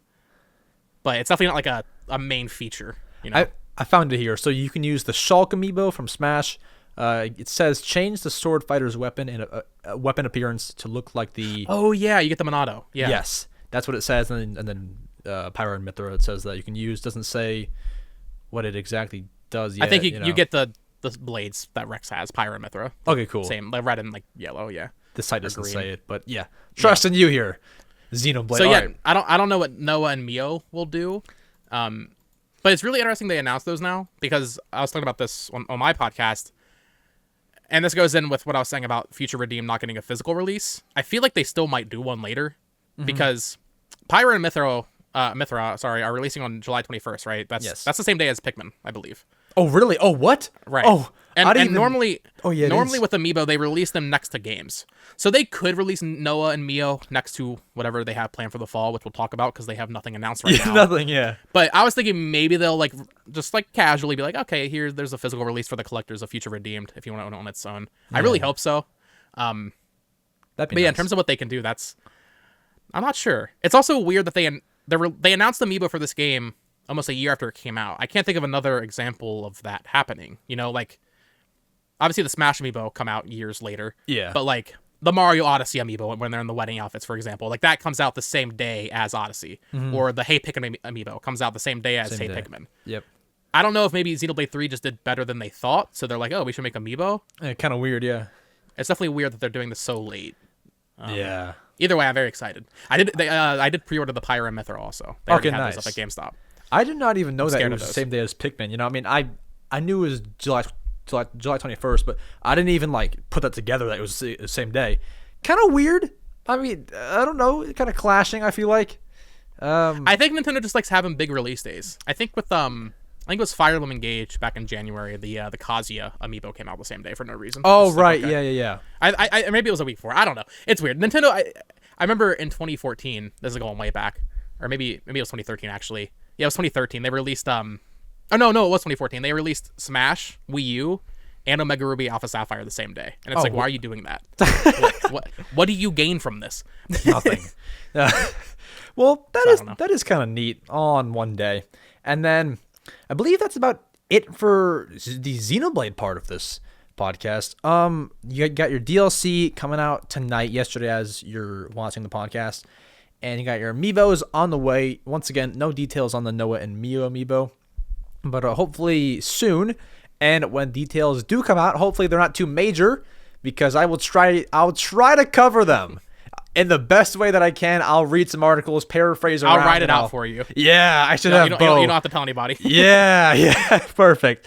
All right, so with that is the Xenoblade news for you. That DLC releases the Amiibos release in July. What the heck happens after that? I kind of want to discuss it, and we are going to discuss it. Let's go ahead, let's get to it. Alrighty, so we are in the first half of 2023. Happy old April. We're almost in May with Zelda. Things are going well. Pikmin release date is out there. Zelda release date, not much is for May, right? Like we don't have any May stuff, correct? Nothing for Zelda. May? Oh, sorry. June. June. No, sorry, June. Nothing for June. Yeah. Nothing for June. I knew there was some kind of gap month there. What is Nintendo going to do in the second half of 2023? Now, here's where the discussion begins. Bo, do you think we're getting a direct in June? No? I didn't even know what you were going to say. No. Maybe. I feel like I've talked to this with my friend Tucker too. Because, and this, we have to go back to the February Direct for this discussion. Yeah. Because that Direct revealed nothing. Nothing. It revealed Metroid Prime, which was exciting, right? And that came out immediately. Unprecedented shadow drop. But they didn't reveal anything for the second half, which they never do. Yeah. And I've done videos about this on my channel. Typically at this point in a year, we know the entire lineup. Maybe a couple smaller games get revealed at E3, but for the most part, we normally know what like the big holiday game is. Like for 2019, it was Luigi's Mansion, or for 2018, it was Smash, right? Mm-hmm. But this year, we don't know anything. And because that February Direct didn't reveal it, it puts so much pressure on whatever the next direct is to deliver. So I don't know if it'll be in June. Maybe they'll wait until September and they'll just do Twitter announcements like they did last year. They did a lot of those, which I know some people hate. Yeah. I don't know. As a YouTuber, it's always kind of fun when they do that because it's like you never know what you're gonna get. Yeah, yeah. I would like to see a direct in June, but since E3 is dead, I don't know. Do you think we're getting one in June? Honestly, I think so, because just looking past last year, they always do it in June. Like, sure, they're all with E3, but yeah, just looking past last year when there was no direct in June, I think that there will be, just because there always is one, and it's the perfect time. It's like just about mid-year to announce some titles for the second half. I think that we will get one. Now, maybe I shouldn't jump to it yet, but I will. I saw some rumors about them announcing, and I don't know if you hate this whole discussion or love this. This is okay. I'm pretty sure what you're about to say is this is why I said no so quickly. I thought you were gonna bring this up. Okay, well, I saw a rumor that they might announce the Switch Pro. Yeah, no. Yeah. I like talking about it because I think it's funny that people, dude. I don't know if you go on like there's a forum called Reset Era, pretty big gaming forum, or like Family Boards. Not. It's like the Nintendo equivalent. It is just these people that have convinced themselves that there's new hardware every year, and they're just so convinced, and it's so funny because I would say right now is the first time you can maybe humor the idea, because why is there nothing announced? Yeah. But like people were saying this last year. Bro, they released so many games last year, there was no need for new hardware. Yeah. I don't know anymore, man. People are talking about Switch Pro. People are talking about just a new model. I've always said like a Switch Lite OLED I could see them doing because Nintendo's stupid. Or people are saying Switch 2, like the actual next successor. Yeah. I feel like it's way too soon for that, though. I know the Switch is 6 years old, but it's still selling like a new console. Mm-hmm. Especially with, world events that happen there for a couple years. I feel like the life cycle of this is just going to be extended another year or two. Maybe next year we hear about it. Yeah. And then it comes out early 2025. I think so. I think they'll have their direct in June. But if they don't have a June direct, the only thing that we have confirmed, nothing is confirmed, but we have Metroid Prime 4, which if they announce in June, it's probably doubtful that we'll get it this year. I don't know. You kind of want some more time. I don't know. I mean, I know Metroid Dread is a much smaller game, just scope-wise, because it's 2D. But they announced that in June of 2021 and it released in October. Yeah. Metroid Prime is a much bigger deal on paper, at least. But I don't know. Nintendo's release schedule is interesting. I could see them showing it in June and releasing it in November. Yeah. I don't know. I guess it could happen. Then you have to get into the debate of whether or not they're going to do Prime 2 and 3 first. I don't think they're going to at this point, which is weird, but I just don't feel like there's time, really. Mm-hmm. And this is, of course, assuming Metroid Prime is this year. Metroid Prime 4, of course. It could be next year. Yeah. Or never. Yeah. I mean, it feels like it's never at this point. So that game, it's not confirmed for this year or any time. I mean, it's confirmed. It's out there, but, no date next to it. There's that, and then you have Detective Pikachu 2, which is Pokemon Company, but, I was like, what are you going to say? I forgot they even announced that. Yeah. So, that possible, who knows? I don't think so, man. I saw, I'm not sure if you had seen it. I saw that, like, something like the CEO had, like, stepped down or something from that company. I think it's Creatures Inc. I'm not sure if you saw that. Yeah, it was just Creatures. Nothing too crazy, because Creatures handles more like the TCG stuff and Detective Pikachu, to be fair. So Game Freak and then the actual Pokemon company itself, those are the more important ones, to be honest. Yeah. Creatures kind of handles like the merchandise and everything. Mm-hmm. So that one's not as big of a deal as like if Ishihara stepped down from Game Freak or whatever. Okay, nice. So you have those two games, and then there's one more, actually, that, once again, is not confirmed, but according to history, definitely should happen. And it's actually not a Nintendo game, but you can almost look at it as one, and you'll understand why. Mario and Sonic at the Paris 2024 Olympic Games. Those always release, apart from, I think, the Rio 2016, release one, like, the year before the Olympics actually happened. And it's not confirmed, although I saw a while ago that there was a job listing for whatever it hinted at the game. I think that's probably coming out in November, October. I can see that's that. There. Yeah. Yeah, I mean, that would make sense. But then, I mean, we get to a whole other topic there with that, because, I mean, that's not actually published by Nintendo. Yeah, of course. So they wouldn't even really count it, I don't think, as like a release. Yeah, when Tokyo came out in 2019, right? Yeah, it came out right between Luigi's Mansion and Pokemon. Yeah. So, like, it's kind of similar to, like, Mario plus Rabbids. I don't think Nintendo even counts that. I mean, you're totally right. We probably will get one of those. But then also this year, we have some other games that Nintendo isn't publishing. We have Baten Kaitos, which is made by Monolith Soft, Xenoblade people. That's coming out, the remake of those, or remaster of both games from Bandai Namco. Nintendo's not publishing that for some reason, even though they own it. I have no idea why. And then there's also that Fashion Dreamer, I think it's called, game, which is just Style Savvy from the 3DS. Nintendo's not publishing that either. Dang. Made by the same devs. So it leaves this big empty hole, and it's like, what do they have planned? Because Nothing. I feel like if they didn't have anything else, first of all, the Xenoblade DLC would have at least been saved for June. Yeah. Maybe Advance Wars would have been saved longer. Maybe that Bayonetta game would have been saved longer. But also they would have probably been publishing Baten Kaitos and that fashion game. Because they have to have something, man. Yeah. I think they have to. It's just weird because we've never really seen this before. Like them have just nothing on the table for the end of the year, but it's puzzling. It's so weird, and only time will tell. But I mean, as you said, like they must be doing something if they're not spreading out these games like Advance Wars, Tears of the Kingdom. Like if Tears of the Kingdom is like your last, well, I mean that's a very, very big game. But you would think if they didn't have much planned for the second half, they would just like kind of push it back to the end. Right? They could have waited. They've got to have something. I was trying to think like what it could be like. Like, if you go through all the series, Metroid Prime 4, that could happen.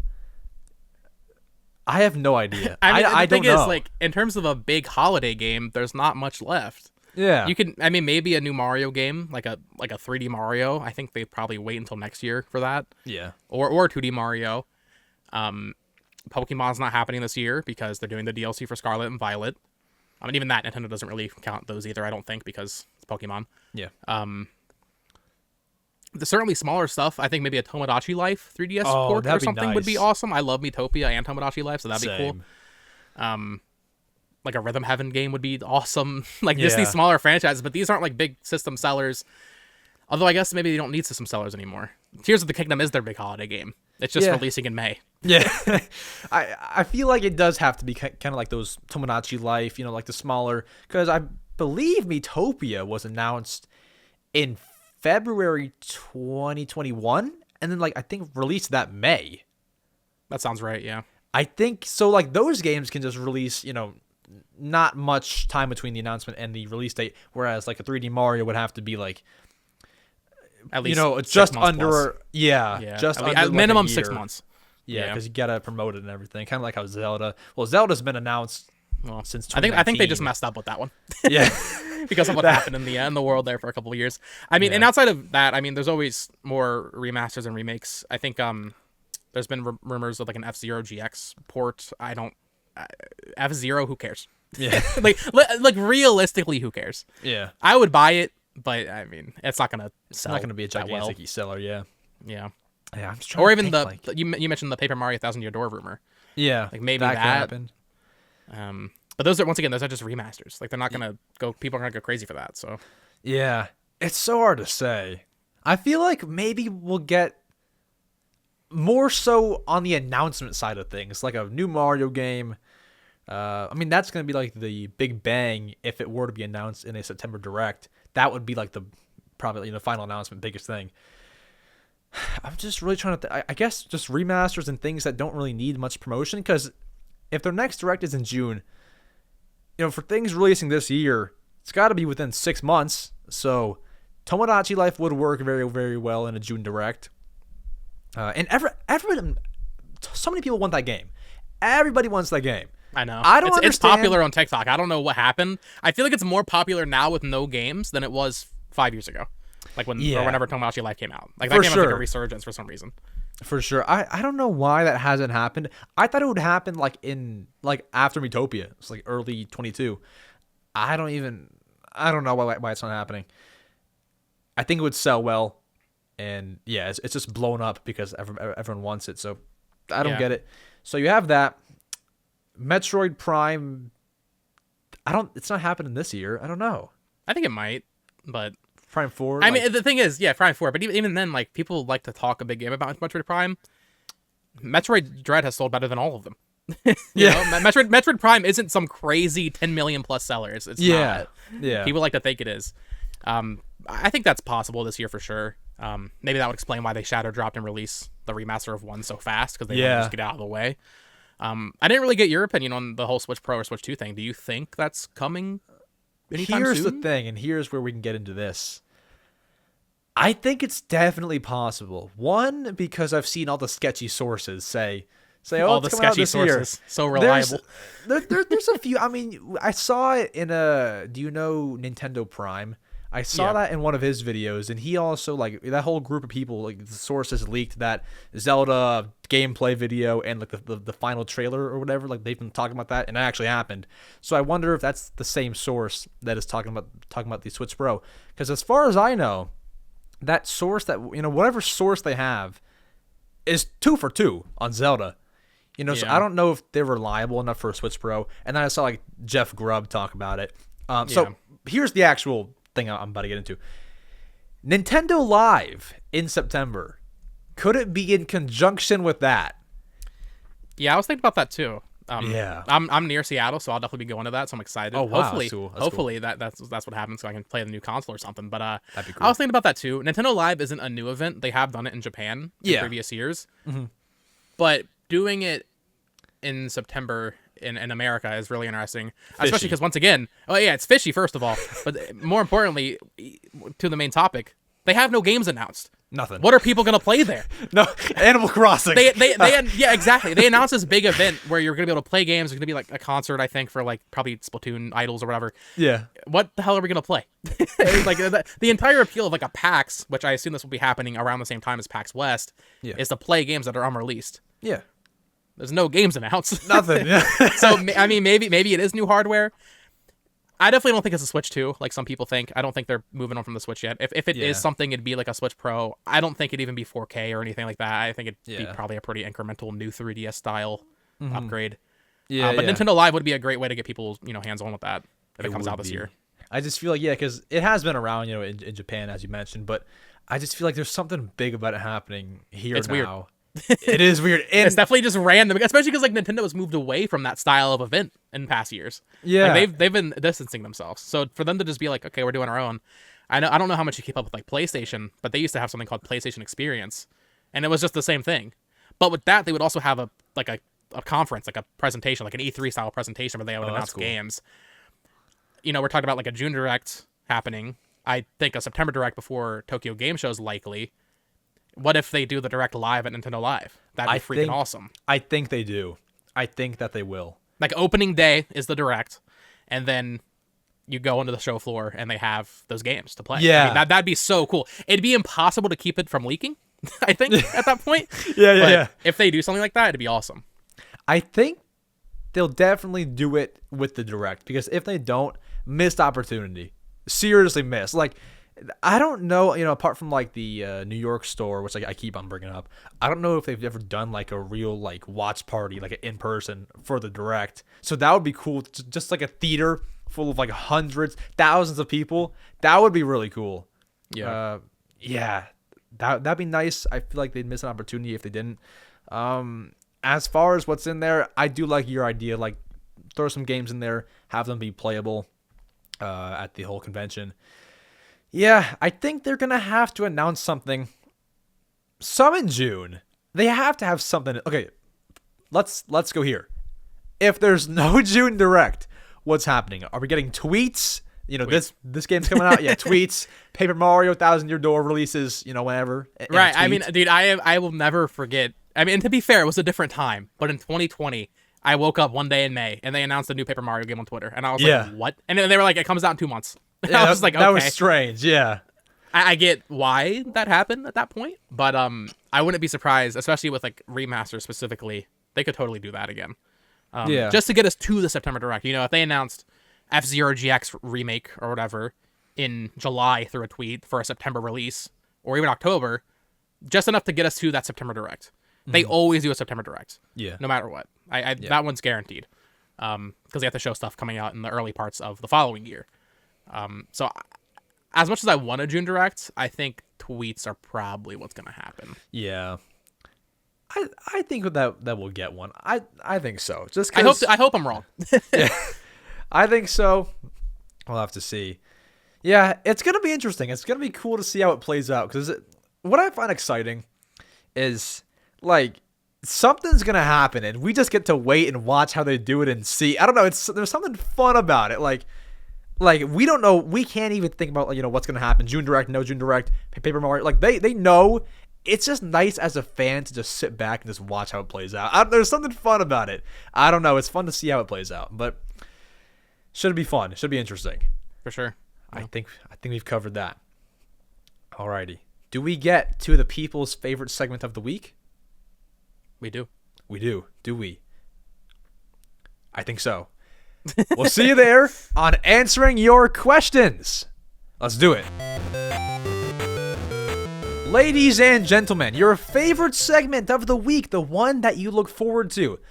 This podcast premieres live, so you've probably been waiting and waiting and waiting for this segment to begin. We're answering your questions. Now, if you want to ask a question, join my Discord server down in the description of the podcast, whether you're on YouTube, Spotify, Apple, it's there.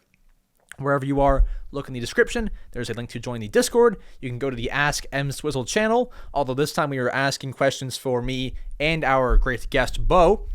And let's go ahead and let's get to the first question. So, Spark Z asks, this is actually the first question. I had to scroll up some. What is the best Wii U game? I'll let you answer these first, and then I'll go after you for each question. Cool. So I feel like this is like targeted because I collect for Wii U actually. I'm going for a full Wii U set. I'm close. Best Wii U game, Mario Maker. Come on, Super Mario Maker. At least in the context of when it released, was so good. Yeah, Mario Maker 2 especially was kind of disappointing. I don't know if it was just like the lack of the mystery mushroom or what, but during the Wii U era when there was nothing else to play, the community that's like was created around Mario Maker was so good. Yeah.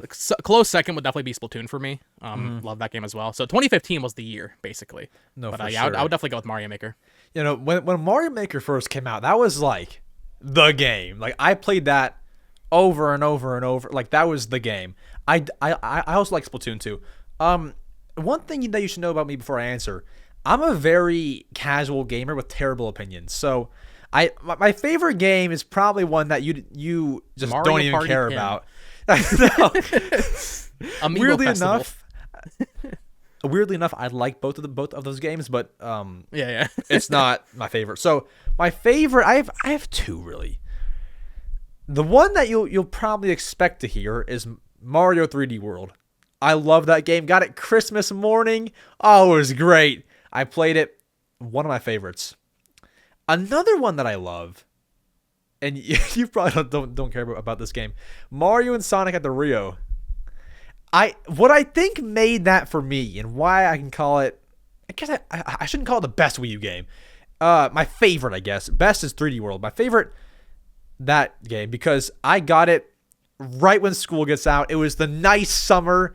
It was something about that time period was just great. So that's my favorite. But back to the question, best Wii U game, 3D World for sure.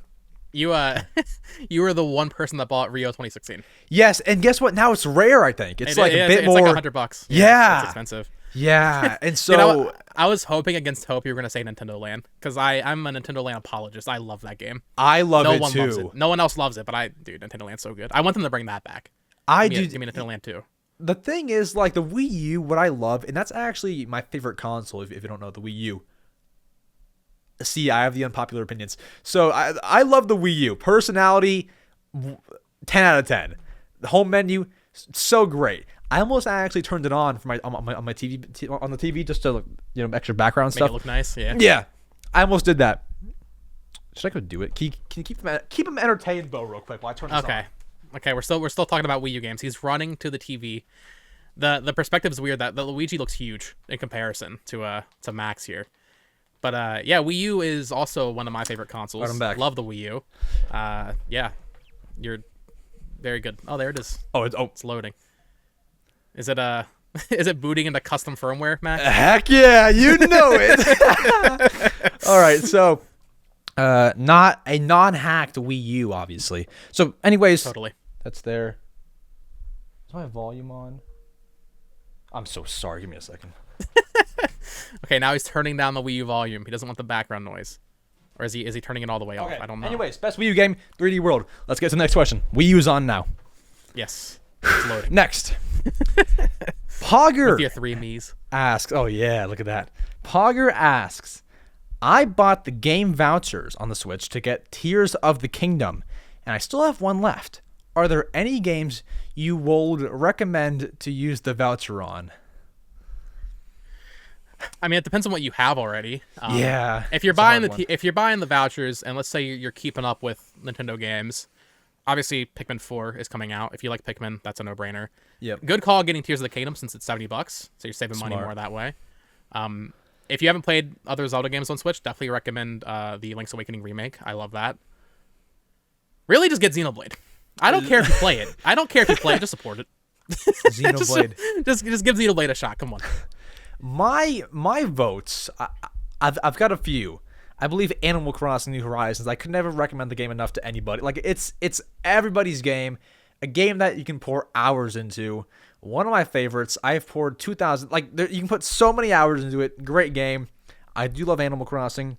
Another I can recommend for you, Super Mario Maker 2. Especially if you've not played a Mario Maker game, which is kind of, might be likely because not everybody had a Wii U. So Mario Maker 2, if you do not have that, definitely get that game as well. I'd recommend those two. But yeah, as Bo said, it depends on what you have. So if we recommend games that you already have, sincerest apologies. But get what I guess feels right to you. Yeah. You have. Good. Yeah. I was gonna say, just deep cut. Recent release. No one bought this game, I don't think. But that Bayonetta Origin game that came out recently. Oh right, yeah. You don't need to like Bayonetta to like it. It's a fun little platform. I enjoyed it. A little puzzle game. That sounds fun. I don't know if it's worth $60, but since you have the voucher already, look into it. It's cute. I like it. For sure. All right, and then next, that diehard Mario fan asks, do you think Tears of the Kingdom will be better than Breath of the Wild? I mean, I feel like the answer is pretty obvious, yeah. I think, yeah. Yeah, I mean, I can't imagine it's worse, right? They're getting rid of the Divine Beasts, which were the only bad part of Breath of the Wild, and they're adding all this new stuff. The only way I could see it being worse is maybe if, the new dungeons are worse than Divine Beasts, and if the new abilities aren't as fun as, Stasis and Magnesis from Breath of the Wild. Yeah. But otherwise, it's simply just a bigger, hopefully better game. Mm-hmm. So I feel like... yeah, we should be good on this one. I feel like, as you said, it can't really be worse just because... That'd be impressive if they made it worse somehow. Yes, because graphics, same, that can't be really worse. It can only really be better. The overlay looks the exact same. You can't really be worse. I mean, apart from the basic stuff. Mm-hmm. Yeah, it's a sequel. I feel like it's going to really kind of resonate with you, and you'll kind of be able to pick up on some things from Breath of the Wild. It'll be good. It'll be really, really good. I don't think you'll be disappointed. I think it will be better. All right. Next, B738 asks, what do you want the next mainline Mario game to be like? A mix of 2D and 3D like Mario 3D Land and World, or open world like Odyssey? So that's the first question, and then they ask one more. All right. Sure, yeah. So Mario 64, I know it's aged, whatever. It's still my favorite 3D Mario game. I love Mario 64. Odyssey is, however, close second.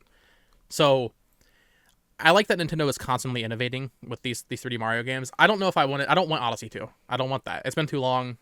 Move on. But something akin to that. I really love Bowser's Fury also in the 3D World that they did. So that was really good. I like 3D World and I love 3D Land, but I feel like that the design philosophy of the stages and all that, it just kind of holds back 3D Mario. Yeah. We already have 2D Mario. 2D Mario is great, and I'm not saying 3D Land or 3D World are bad, but I like the open sandbox style, the Odyssey style. So more of that would be for me. For sure. I kind of agree there. A mix of 2D and 3D would actually be kind of nice. I do like the sound of that.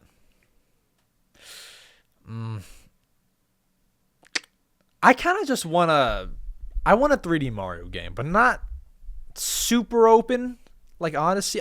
I guess my answer could be like a Mario 3D World 2. I guess I love that game too much. I don't know. I guess that could kind of be my answer. I'm not gonna complain if we get that, but I feel like we already have that, so I want something else, you know? Yeah, no, makes sense. I think I just like the whole 3D thing, but I'm not great at open world games. You know, I'm not like terrible, but I don't know. I kind of like knowing what to do and just having like level after level. And 3D World was kind of fun. It was like a big, step away from Mario Bros games. So I do like that. I would like a Mario 3D World 2 next, or something similar.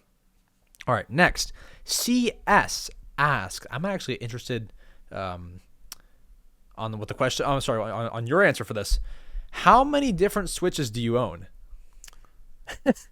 Okay, so I'll go through the whole history of my Switches, right? Okay. So I had the launch Switch, and I actually sold that in 2019 when they released like a version with a better battery life. Yeah. So I got that. I regret doing that because the launch Switch can be hacked. Oh yeah, yeah. But that's fine, no worries. So I currently have the V2 2019 Switch. I have a Switch Lite that my buddy Caleb got me, or we traded. I traded in my Vita for a Switch Lite. It's the Zacian and Zamazenta one. Oh, snap. For Sword and Shield. So that's what my girlfriend normally plays on. And then last year, I finally upgraded to an OLED. And then the week after that, or maybe it was a couple weeks after that, they announced the Pokemon Scarlet and Violet one. Dang. So I got that OLED. And I currently have the Tears of the Kingdom one on pre-order. So that's 5. I don't know if I'm keeping the Zelda one, but I'm very tempted. That's this crazy. I have it right here. The Scarlet and Violet. Oh, it's That so one's so beautiful, cool, dude. yeah. It's so beautiful. Yeah, but that it's one's I don't really use it, so it's just kind of sitting on my desk. So that's 5 after the Tears of the Kingdom one, right? Yes. Dang. It's too many. I don't need all these. It's not necessary. Do you get a chance to use all of them? No, of course not. Okay. So it's kind of like collector?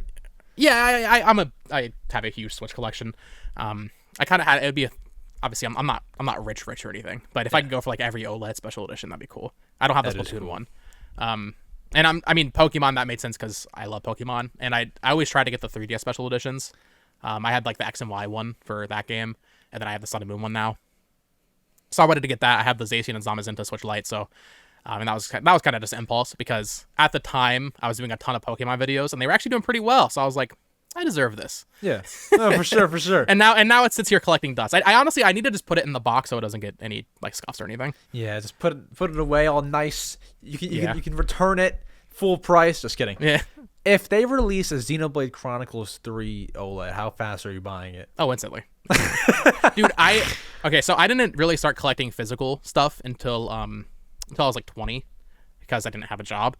So I missed out on a bunch of stuff from like the early years of the Switch. So I've been trying to go back and get it. I don't have the Xenoblade 2 Pro controller, which eats away at me every day. That thing's expensive as all heck now, or the Xenoblade 2 Special Edition.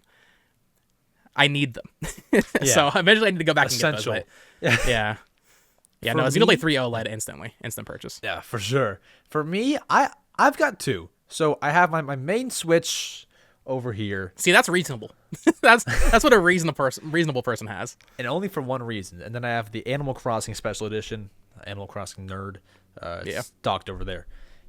And the only reason, not the only reason, but a big reason, I guess 2. 1, because it's Animal Crossing. Why would you not? 2, to have another Animal Crossing island. You can only have 1 per Switch. Oh my god. So I have 2. I haven't even played either of them in like 6 months. It's been a while for an Animal Crossing nerd. I've just like been trying to play other games. I kind of got tired of Animal Crossing. I shouldn't say that, but I just want to play other things, and then I'll come back to it, whenever. But yeah, I've got 2. It's kind of nice having a backup Switch, and also if you really, for games that just kind of let you have 1 save file, you can then have 2. So like Breath of the Wild, for example, I guess you can have different accounts, like different users. Yeah, but it's always nice to just have it like on your profile. Yeah, it's not needed anymore. That's why I always loved having I guess in that case it didn't really work. But like when I was a kid, I always wanted to have like multiple copies of Pokemon games because it was one per cartridge. Obviously, I didn't do that because what 11-year-old can afford that?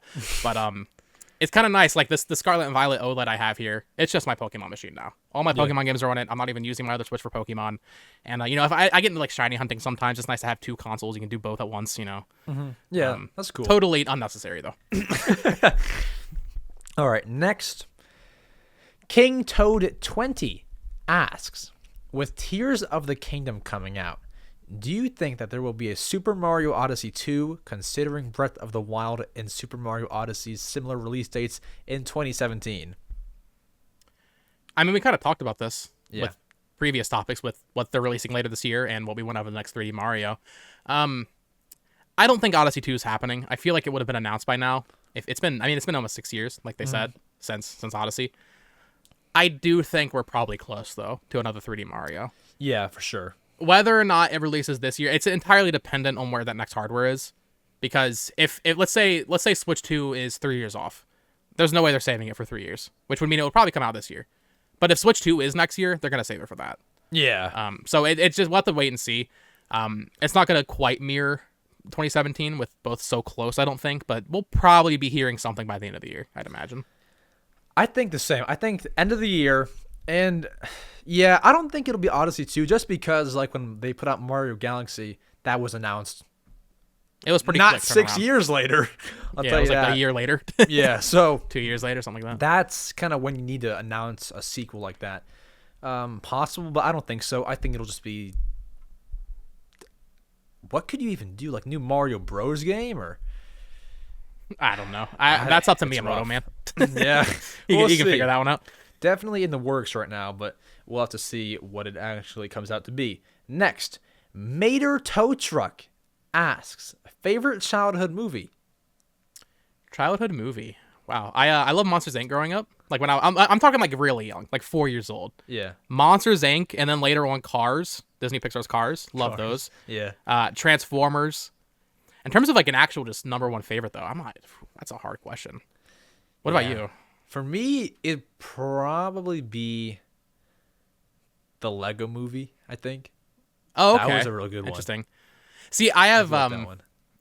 Eventually, I had a younger sibling, but for 10 years, I was the youngest sibling. So I was watching a bunch of movies from like the late 90s with my older siblings and early 2000s.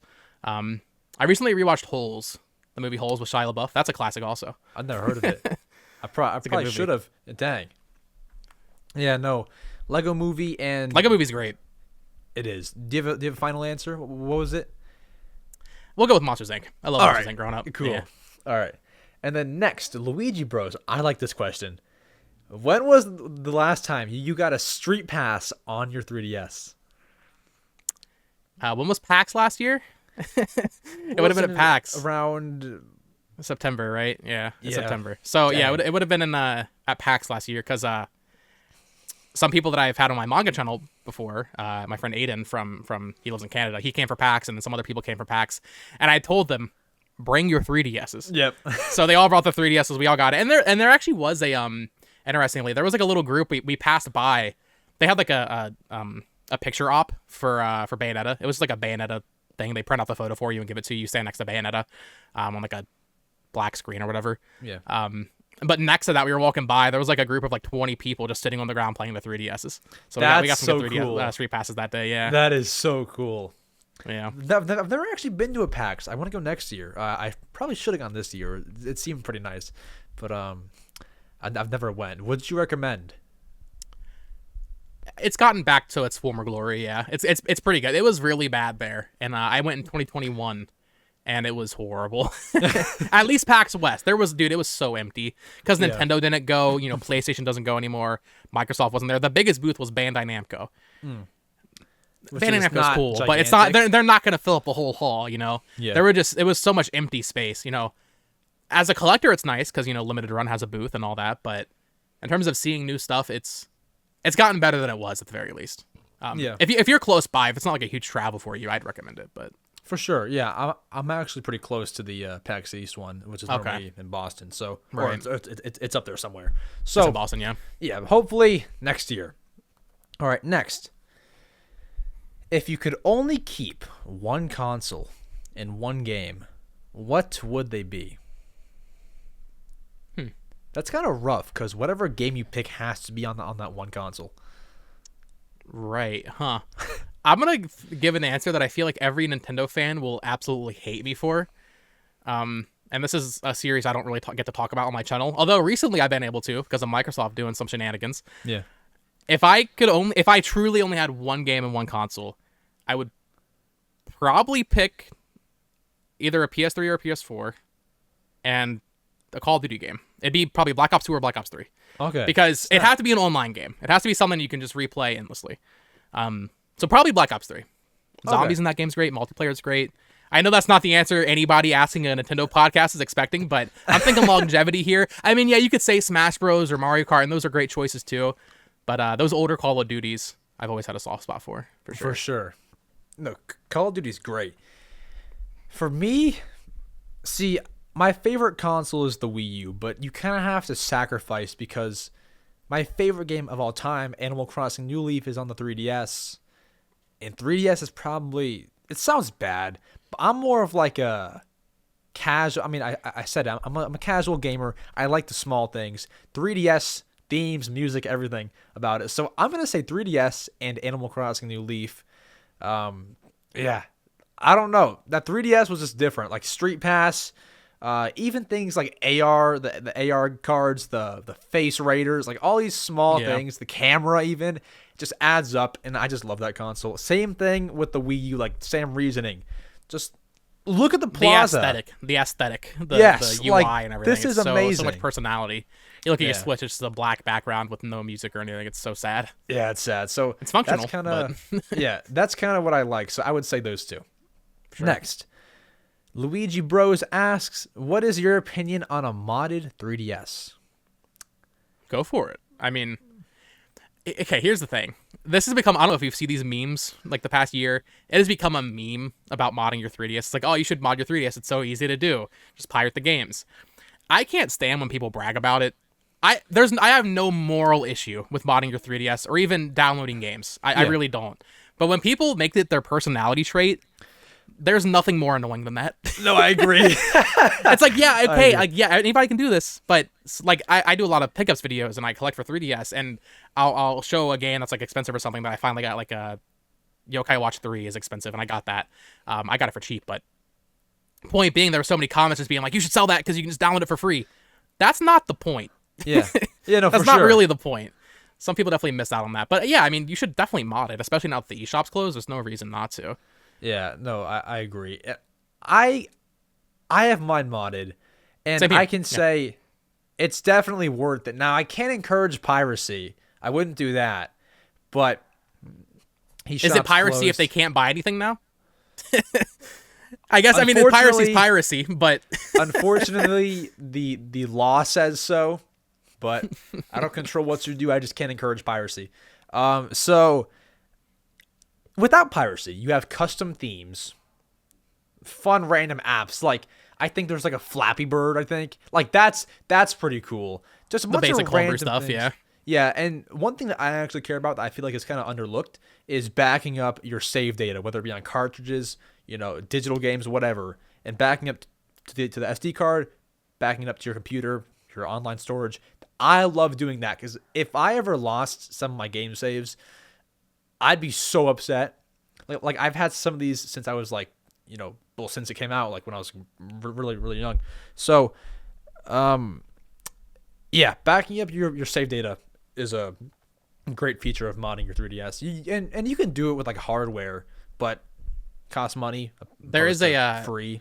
Yeah, there's a homebrew tool.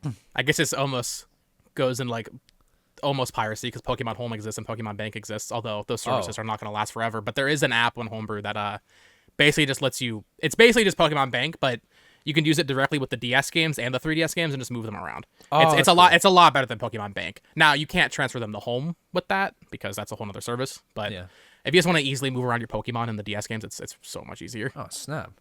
Yeah, so modded 3DS, definitely the way to go. Next, fun question here.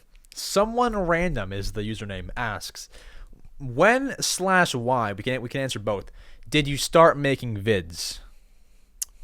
Yeah, so I started in 2014. So I was 14 when I started. Okay. And at the time, I probably got a laptop when I was 13 maybe, and that's when I really got exposed to YouTube. And I loved YouTube channels like Peanut Butter Gamer and like, that area of YouTube, like the scripted, and then obviously like Scott the Woz, and that's kind of taken the torch for those older YouTubers, although I mean PBG's still around. So I wanted to do stuff like that. My brother also did vlogs at the time, like when he was in college. I was like, oh, that's cool. I want to be a little vlogger or something. And then I loved watching Game Explain discussions and all that. And I was like, wait, I have opinions about games, basically. And I always, wanted to do something like that. So that's kind of where my YouTube channel started. I've done scripted stuff, but it's mostly been like news coverage and discussions because I just like talking about games. Yeah, it's cool. Yeah, awesome. Talk about games. You are BoTalksGames. That's where the name comes from. I was like, originally, this is the podcast exclusive. For sure. When I first made my channel, I named myself Nintendo because I was quirky. That's sick. With capital B, that is my real name. Some people always ask me, is that a nickname? No, that's my real name. And then I was like, wait a second, this isn't a great name. So I named it BoTalksGames. Yeah. I like Nintendo, but I of course also like BoTalksGames. I just didn't expect it. It's a classic. That's a cool one. And then for me, I've had my ups and downs. So I started, my parents helped me because I had no clue how to operate when I was like 4, 5. Quit because I'm 4 and 5. I was pretty young. I picked it up when I was like 9, 10. Quit again. I could never really do it. Like and then picked it up during the pandemic, in 2020, obviously. Right when Animal Crossing New Horizons came out, I was catching fish and bugs in that game, and I was watching these videos on how to do it, and they were terrible. Like, not that I would have made better videos like as like my first few, but I just knew I could compete, and these were getting like hundreds of thousands of views or something like that, and I was like, I could do this. Like, I could do that. So I started, and they weren't better than these other ones, but it was a nice start. Then I began making Animal Crossing content. For a while, I was an Animal Crossing YouTuber. Like, I was kind of in that community, making Animal Crossing videos. I did it every single day after a while, and I eventually got kind of tired of that. So then I began YouTube Shorts in July of 2022, and now we're here. I don't know what's next, but we're here now. I checked your Social Blade, bro. The Shorts growth is insane. It is insane. It spikes. It's a spike. I was looking at it. I was like, are you serious? By the way, it says that I make like $200,000 a month. Dude, that is where YouTube Shorts do not make money. It does not. There seems to be a misconception with that. Yeah, no. It's decent, but it's not $200,000 a month. It's not terrible though. But it's not that much. It's not even close. That's crazy. But yeah, it just spikes after July or whatever. Yeah, that's something. So there's that. And then I believe that's all I have to say there. Here we go. Mater Tow Truck asks, "What is the guest's favorite game?" I didn't say who you were yet. Right. And what's a game you both like? Okay, so we got to figure that out. So what's your favorite game? I've never talked to you before. Yeah. Well, I mentioned it earlier. Luigi's Mansion. Yeah, for GameCube. I've always loved that game. That's like my childhood game. I remember I was born the year the GameCube came out, or maybe did it come out 2001? I think so. So I was born the year before. Anyway, doesn't matter. I was very young when I played that game. And I remember, like, I would literally, I was so attached to it, I would, like, take the game with me when my mom would, like, go to the grocery store. Like, that's how much I love Luigi's Mansion. Wait, and ever since then, just like I would just take it. Yeah, just the box, because I wanted to look at it when I was, like, 4 years old, That's cool. I was obsessed with that game, and I like short games, There's so much to play. Luigi's Mansion's a nice 3-hour game if you know what you're doing. So every year, around Halloween, I'm just like, okay, it's time to play this again. It's I'm ready definitely for fun. Yeah, no, for sure. So, yeah, I mean, Luigi's Mansion's always been up there. Favorite Switch game? I know it's not what you asked. Would definitely be Xenoblade 2. Love Xenoblade 2. And, I mean, there's so many options. Mario 64, I grew up with that. But what about you? Yeah, what's your favorite game? Favorite game of all time, New Leaf on 3DS. Makes sense. I should have guessed. What's a game that we both like? I That's like the New Leaf. question. It's fine. We could say that. We could say Mario 64. We could say Xenoblade Luigi's 3. Mansion. It's not my favorite game of all time, but I've played Luigi's Mansion. I used to play it with my babysitter because at this point, I told you how old I am. I'm like, I can't comprehend anything. So we're playing like, this is like Wii era, but we're playing on the GameCube. We didn't have a Wii at that point in time. And so she's like figuring it all out for me. And I'm just like watching like, dang, I just did that. Like I took You're credit. taking credit for it, yeah. Yeah. And so, yeah, that was fun. We could agree on a bunch. Luigi's Mansion, Animal Crossing, New Leaf, Mario 64. We're both Nintendo fans. Yeah. I just need to make you a Xenoblade fan. Then we'll be really on the same page. Yeah. I have to get into that. Have you played Fire Emblem? Have you, right? For yeah, sure. I've played all the ones since Awakening, so Dang. since it got popular. On Would 3DS. you recommend either that, Xenoblade, or Advance Wars, any of that, to a casual gamer like me? No. No. Okay, so that's probably good. Okay, listen. If you can if you aren't strapped for cast, try out Xenoblade. Just give it a shot. Okay. But if you're truly unsure about it, maybe don't. Risk Okay. it.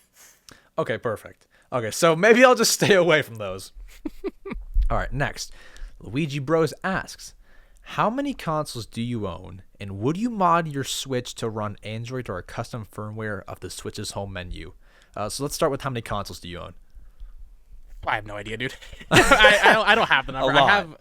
It's a lot. I have pretty much everything I want, I would say. I mean, I have a PS5. I don't have a Series X. I still have my PS3 hooked up. I have a 360 sitting down there. It's not hooked up. Yeah. Handhelds, I mean, I've gotten a lot over the past year buying like cheap like bundles at auctions on eBay and stuff that I probably have like 3 GB ASPs just sitting over there. Mm-hmm. We talked about how many Switches I have, obviously. So I have a lot. I don't have a Dreamcast though. That's something. I don't have a Vita anymore. But for I pretty much have everything I would want. Do you have like a estimate number? Are we counting duplicates? Like two NESs Yes. count as two things? Oh, probably 30 or 40.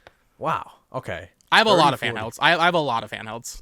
Like, what's like the most Switch? Like 5 Switches is your most handhelds? Or? Yeah. Well, probably. I think I have 7 3DSs. Oh dang.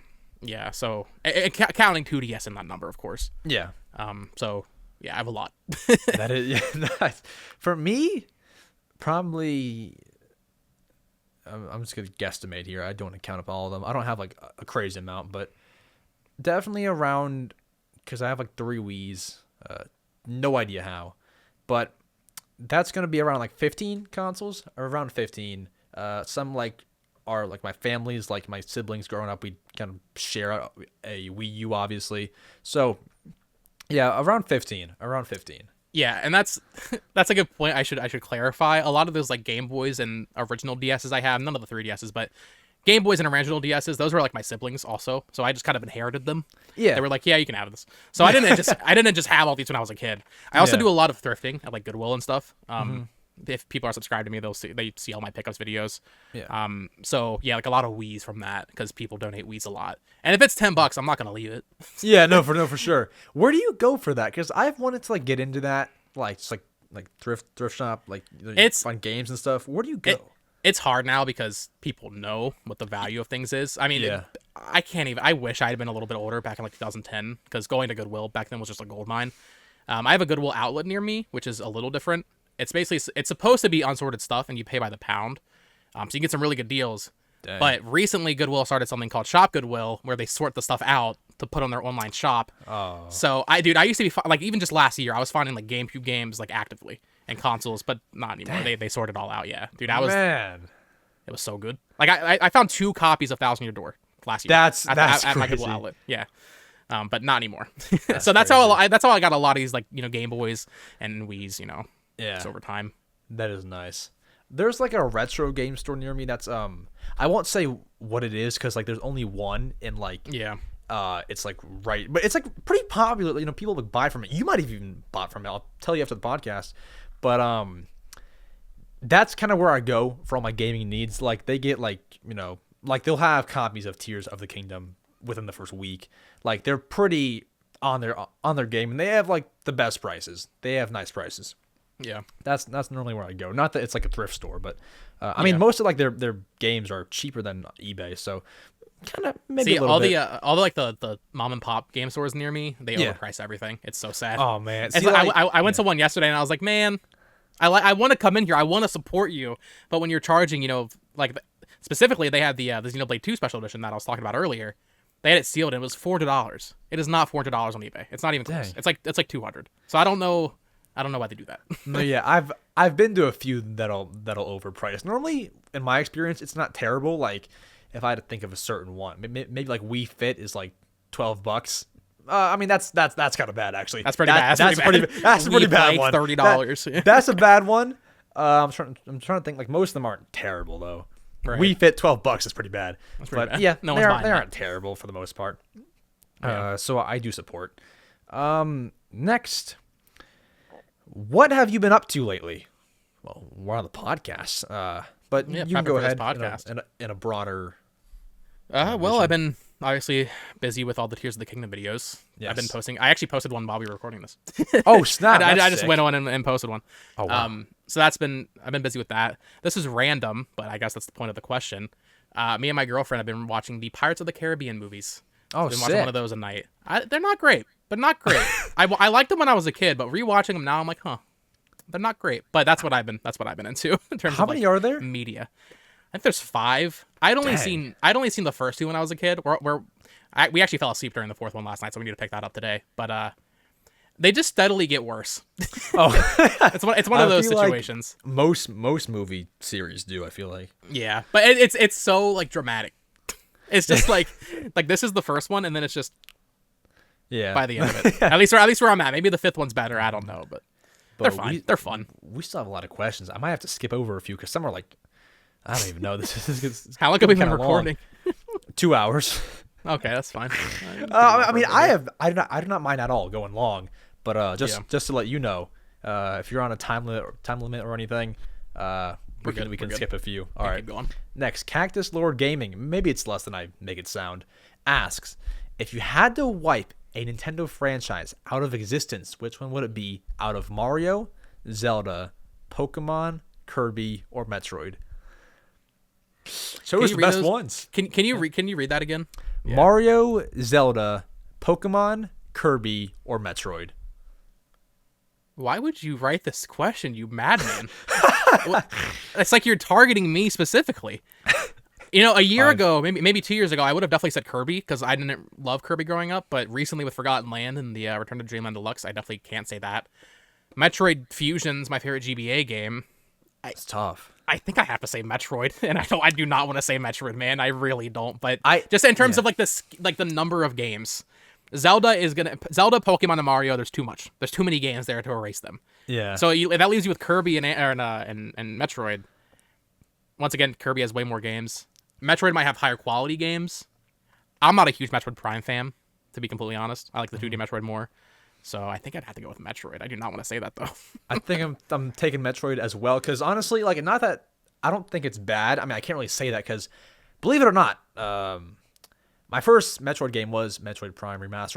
I've never gotten into it. I don't know. I've just never picked up a Metroid game. Yeah. So, and it was fun. Not my favorite game of all time, but it was definitely great and high quality. But just because I'm not a gigantic fan, I don't know much, I would just have to say Metroid by default, honestly. So my answer is Metroid. I was hoping Animal Crossing would be in there because I would have said Animal Crossing. Yeah. if you put Animal Crossing in that list, Animal Crossing is absolutely my answer. I like Animal Crossing, but it's just not better than those ones. Not better than those for me. Yeah. Yeah.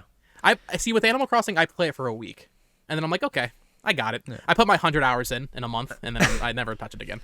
Do you go through like phases? I feel like most Animal Crossing players do, where like you'll play for a week, put it back down, or like a few months later pick it back up. Or I mean, with New Leaf, my brother got that at the same time I did, so we played it that entire summer pretty much, and that was a lot of fun. But with the New Horizons, I played it the first couple of weeks. I worked at Walmart at the time, so it was super busy because of what was happening in the world. So I didn't have a ton of time to play it, but with Animal Crossing, once I put it down, I don't really want to come back. I feel like my villagers hate me. Yeah. I feel like I betrayed them. So I'm just like, okay, I lost that save file. Yeah. Do you have a favorite Animal Crossing game? It would be New Leaf for sure. Yeah, same. Something about it. I don't know. I've heard that New Horizons got better. I don't know. It did ever since the last 2.0 update. Yeah. Yeah. Add Brewster, everything. Yeah. All New right. Horizon, or New Leaf was so good though. Yeah. Classic. Next, Gato and Lavar asks, what would be the dumbest game to port to Nintendo? I assume the Switch or like third-party games. Dumbest game to port to Nintendo. I guess just like third-party to the Switch or something. Or do they mean like older Nintendo first party? There's two different ways to look at this. Yeah, because it doesn't say like Switch, like you aren't porting a game to like the Wii. True. I guess yeah. If we're doing I guess we can answer both. If we're saying third party, I mean dumbest. They already did it. Witcher 3. What the hell? Oh, Why did that get ported? Any game that doesn't run. Sorry, I'm no, taking yeah, over your yeah. time. I mean, to answer, yeah, basically any game that wouldn't seemingly run well. Microsoft is promising Call of Duty on Switch. I don't know how they're gonna do that. I don't know either. It makes sense business wise. I still can't believe GTA 5 never came to Switch. Yeah. That's a big one. But honestly, I mean, I don't know if there's really like a dumb game. Whether or not it will run right, that's another matter entirely. But then Switch should have Call of Duty. Switch should have Doom, or I mean, I guess it does have Doom, but it should have these games. It just doesn't because it's underpowered. Yeah, it's hard to call a game dumb to get ported because just bring them all over. Who cares? But yeah, I guess games that just don't run well. No one wants to play those. Just don't bring them over in the first place. Yeah, games that don't run well, I probably wouldn't even bring. All right, next. Acid Donut asks, what YouTubers do you watch? I watch a lot of, I love Donkey, of course, video game Donkey, classic. I listen to a PlayStation podcast called Sacred Symbols a lot. If you want to get a PlayStation podcast, the hosts are a little annoying, but it's good stuff. Really, dude, their podcasts are like 4 hours long. Yeah. So I enjoy that. Cool. Yeah. Good nighttime sleep aid kind of thing. Yeah. Other YouTubers, I don't watch a ton of YouTube anymore. I gotta be honest. The more I create on YouTube, the less I watch. And this is why I really wanted to start my own Nintendo podcast. I'm sorry, I never even heard of yours. I'm just gonna be honest. Okay. I'd heard of you, but I missed on the podcast. Yeah. I don't watch any Nintendo YouTubers, and that's my thing. Neither. I don't know if it's because I create YouTube content that I don't want to take opinions from other people or what, but a lot of them, no disrespect, I just feel like they don't cover it quite right. And a lot of them are I was talking about this on my podcast too. It's a lot of 35 to 40 year olds. And there's nothing wrong with being 35 or 40 years old. But I feel like the Nintendo YouTube space is so predominantly people that grew up in the 80s and 90s. Yes. That I feel alienated watching that content. Like I mentioned earlier, I used to love watching Game Explain. I don't really watch them anymore. Good Vibes Gaming is kind of took that mantle. They're good. But I really don't be watching just a lot of YouTube anymore. What about you? For me, almost everything I watch is on YouTube. I actually want to ask you this though first. You don't have cable, you said, right? No. So you don't watch a lot of YouTube. What do you watch? Like Netflix, Hulu? I don't really watch a lot of TV, to be honest. Dang. Okay. Yeah. I mean, I don't know. Okay. I guess it's not true to say I don't watch a lot of YouTube. I just I don't have super specific YouTubers that I watch. Yeah. Right. When I'm laying in bed at night, I'll just kind of let my recommended run wild. Yeah.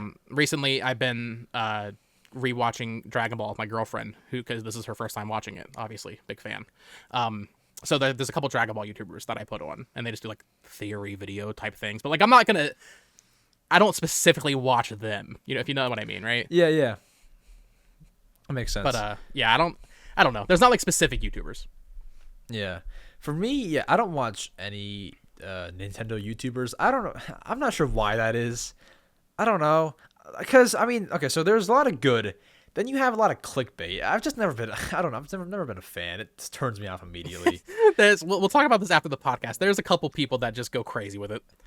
With the clickbait. Yeah, no, for sure. Yeah, we can discuss. No disrespect. Hey, you got to do what you got to do. You got to do what you got to do. But some people go crazy with the clickbait, especially in the Nintendo community. It's just once you do it once, you've lost me forever. It's I'm not coming back to you. Or I shouldn't say that. But if it's very, very bold, Switch Pro, release date announced, and I click and there's none, I'm probably not coming back. I don't know. Yeah. I try to keep mine real, and I know that you do too. In terms of YouTubers that I watch, yeah, I don't watch Nintendo YouTube. I'm a big UFC fan. Okay. So I mainly watch a lot of those former fighters now do YouTube and kind of talk about the sport. And I watch a lot of the MMA Hour, which is hosted by a journalist, MMA journalist. And that's really it. I watch a lot of UFC YouTube. And then maybe like a random trending, like a crypto scam, CoffeeZilla, if you know who that is. Sure. I'll take a peek there. Yeah, I mean, like, I'll put on a Critical video, Moist Critical. I'll put on Yeah, him and him he covers too. something that looks interesting, right? Yeah. Some Ordinary Gamers, I'll put him on too. Kind of similar. Yeah, I'll put those guys on. There is, I guess I lied. There is some Nintendo YouTube that I watch. Like, I watch. There's a guy named Beacon of Nick. I watch Nintendogs. He's cool. Great guy. Yeah, he's cool. Maybe that's about it. And then obviously the official Nintendo channel, but can you even say that? I don't even know. So yeah, that's about it for that's about it for the YouTube stuff. What's the next question? I lost it. Here it is. Next, I'm gonna start skipping over a few because we have so many, like 30 left. Okay. Are you serious? Okay, let's skip some here. Something about skip a few. Next, do you have Nintendogs and the Plus Cats version? And tell me how long you haven't seen the pets for. I do have a copy of it. I haven't played that copy of it because I had sold my copy when I was a kid, but I rebought it last year. Yeah. So I guess the answer is there's a copy out there from when the 3DS came out in 2011 where those pets have just not been touched for 12 years. They're dead, unless the person erased the save file, but maybe they're still out there. Yeah, maybe they adopted my pet, my dog. That'd be cool. For me, I don't own the 3DS one. I own the DS. I think I don't know. It's like the cover art with like the brown dog in it. I don't know which one it was. So I own that one. Nintendogs Brown Dog Edition. Brown Dog Edition. I don't know which kind of dog breed it is. Played it for a few months, like kind of on and off, and then haven't touched it in what would be. I didn't get it too long ago because I was pretty late to the whole thing. And when I say too long, I mean like 2 years ago. So It's been like 2 years. I don't know. I never got into it. And then I saw it at GameStop, weirdly enough, for like $20. I was like, that's, I heard it was fun. I'll get into it. $20 later. The dogs have not been seen in 2 years and they're dead. So they're gone. They're hungry. They're gone. I still have it. Maybe I should check in on them. All right. Next. The Only Boy Alexis asks, what is the oldest console you own? Damn, I wish I could grab it. I have a let me Google it to make sure I'm even okay. It's a Sega system. My girlfriend actually brought it home from when she visited her family recently. Oh wow. It's not just a regular Master System, like a Sega Master. It's not just a regular one. It's some like bundle or something. I think it is just like a regular Master System, but it's like a bundle that came with the game or something. But it's in the box. And it's like in really good condition. It has like a KB toy sticker for $20 on it. That's cool. It's in really good condition. I'm trying to find a picture of it. Maybe it's the Master System 2. I'm not sure, but it would definitely be that, yeah. For sure. I think mine, I actually picked it up at like it's kind of like a flea market, but it's not exactly, I couldn't explain it. It's kind of like a radio thrift flea market place that it's kind of like an event that they host that my grandpa's into. So I would go tag along, see if there's any kind of games there. And there sometimes is. I got, and I'm Googling it to make sure I have this right. I think, I got an Atari 2600 there. Mm-hmm. I know that's pretty old. It says 1977. And then this isn't crazy old, but I also found weirdly, and like this is weird. Like you might have gone to like some Goodwills and then like you find this like in your left nostril. I found a yellow Game Boy Color while I was there. And that was like really cool. But guess how much it cost me? How much was it? The lady did not know what it was worth. I paid $1 for it. Nice. That's the best. But it's really like 50 cents because Zelda Oracle of Seasons was in there. Oh my god. That's crazy. Nice, dude. Dude, that was so great. I asked her how much it cost, and then she goes, $1. I'm like, sure. It's crazy. There's a lot of like I think Phoenix Resale is pretty popular. Like a lot of these like collecting channels, like the resale channels. So many people just don't know that these things are worth money. It's so weird. They just have no idea. Yeah. And so I actually resold it because I don't know, one, money. Two, You like money? Yeah, that's fair. I didn't Who doesn't? really need a Game Boy Color. And yeah, I just wasn't going to use it. Next, we can answer this one kind of quick. Did you pre-order Tears of the Kingdom? I did. I did. I have the collector's edition pre-ordered. I do too. So I didn't. That should be fun. I didn't get the Pro Controller though. I'm angry. I didn't either. I won it. Oh, I do missed you? it. Oh, yeah, dang. I missed it though. I mean, it does look quite cool. I actually had some negative reactions first. It just kind of looked all over the place. But I've kind of come around That's to fair. My collector brain goes so crazy when I see anything, and I know that's such a toxic trait and mentality to have, but I don't care. I see Nintendo, sure. I'm just like, okay. Being a collector sounds like fun. I It's expensive. I guess I buy like like the Animal Crossing Switch. I wasn't even gonna buy that, but then I was like, okay, that I need that, so I went and bought that. But next, this is random, and I might skip over this normally, but we can answer this because it's kind of funny. What's your favorite Dr. Seuss movie adaptation? Dude, I'm gonna be honest with you. I don't think I've seen any. I haven't even seen like the classic one from the early 2000s. I've only ever seen one, I guess. I mean, can you count it? I saw Cat in the Hat on DVD. Sure, that counts. Yeah, that counts. Okay, cool. Yeah, no, I somehow missed that growing up. My mom just never put me on. I read the books when I was a kid, but Yeah. I always loved Fox and Socks. And I actually somehow avoided those movies. I know that's like a staple for a lot of kids in America, but I never really watched any of them. I know people don't like the Lorax. That one came out recently, maybe like a decade ago. I don't know, but Yeah, I watched. there's also part the of it. Grinch. That was the new Grinch movie. Oh right, yeah. And I never saw those either. I didn't grow up with those, so I watched part of the missed out. Lorax before I got bored. It was like on a vacation. Like my cousins were watching it. I just couldn't stick around. I didn't feel like watching it. All right, next. These questions, like I wouldn't normally answer these, but they're kind of fun. Who would win in a game of rock paper scissors between the two of you? I guess we got to see. Okay, let's find out. All right, ready? Rock paper scissors shoot, and then or how? Paper scissors shoot, and then we Okay. do it. All right. Rock Paper scissors shoot. I don't know. I feel like you saw me. I didn't. I feel like you're cheating. You're how cheating. can we make sure that there's no delay? How do we?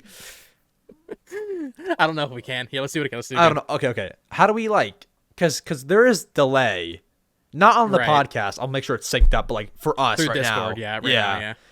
How Let's do just we go make for it. sure? Let's just go for it. Okay, ready? Rock. Here. Oh, sorry. Here. I won't look. Ready? Okay, me neither. Yep.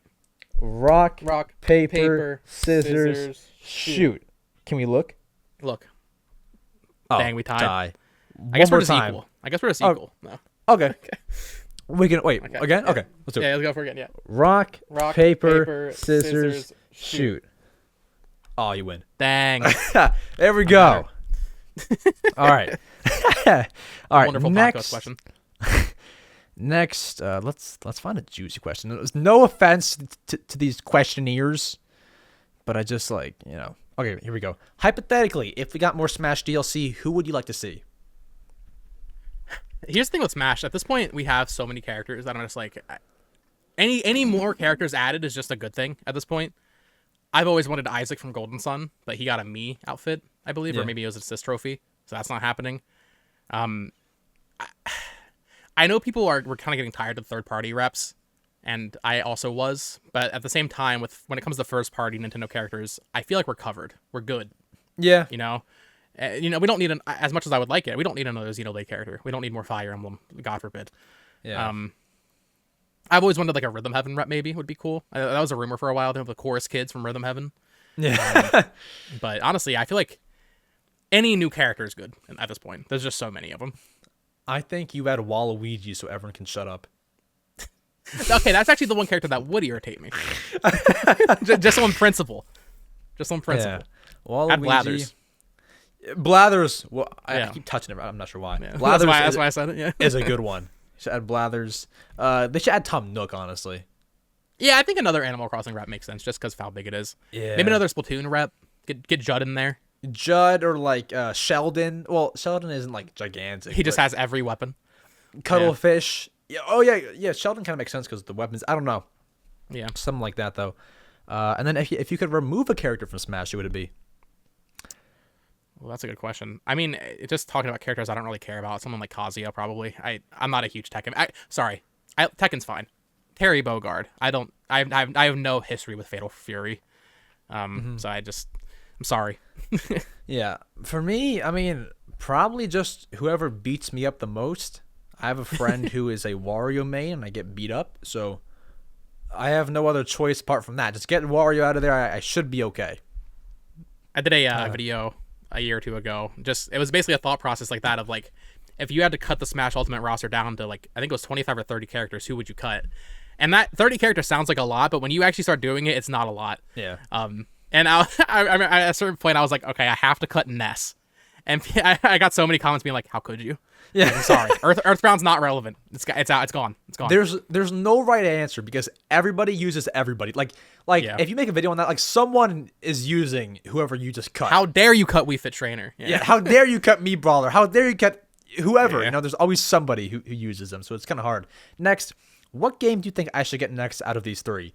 Mario 3D World plus Bowser's Fury, Paper Mario the Origami King, or Mario Golf Super Rush? Oh, 3D World. This is so easy. I think so too. That's like the most complete one. I enjoyed Mario Golf. I think that game got a little bit too much hate, but yeah, no, I agree.